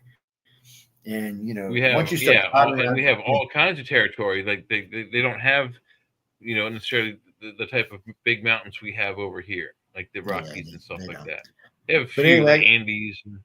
And then you just so much beautiful territory, and every state is different. They talk different, they act different, the food is different. That's the number one thing everybody says I've talked to over there is they cannot get over the difference in food here. They said your fast food even tastes good. He said food in Europe sucks. So the once great proud Europe is starting to fall because they went liberal. I got to go anyway because I got to go meet John up there. Jay, I'll try to close this out anyway. Yeah, I'll try to check in with you tomorrow just to make sure everything's going good. But I know you know how to handle it, so I'm not going to worry about it. And no worries. Yeah, but if you need me, holler at me. Like I said, I'll probably have my phone with me until 3:00 here, which is I might actually talk to you because 3:00 here is 6:00 where you are. So yeah. So I don't know. Anyway, I'll keep in touch. Just to say something. Anyway, let me go run upstairs and. Nice talking at you, man. I'll talk at you soon. How you get out this thing again? Yep. All right. Yep. And thanks everybody for watching. News on the flip side. We'll be back tomorrow with the chat. And stay tuned. Things to come. Good night, everybody.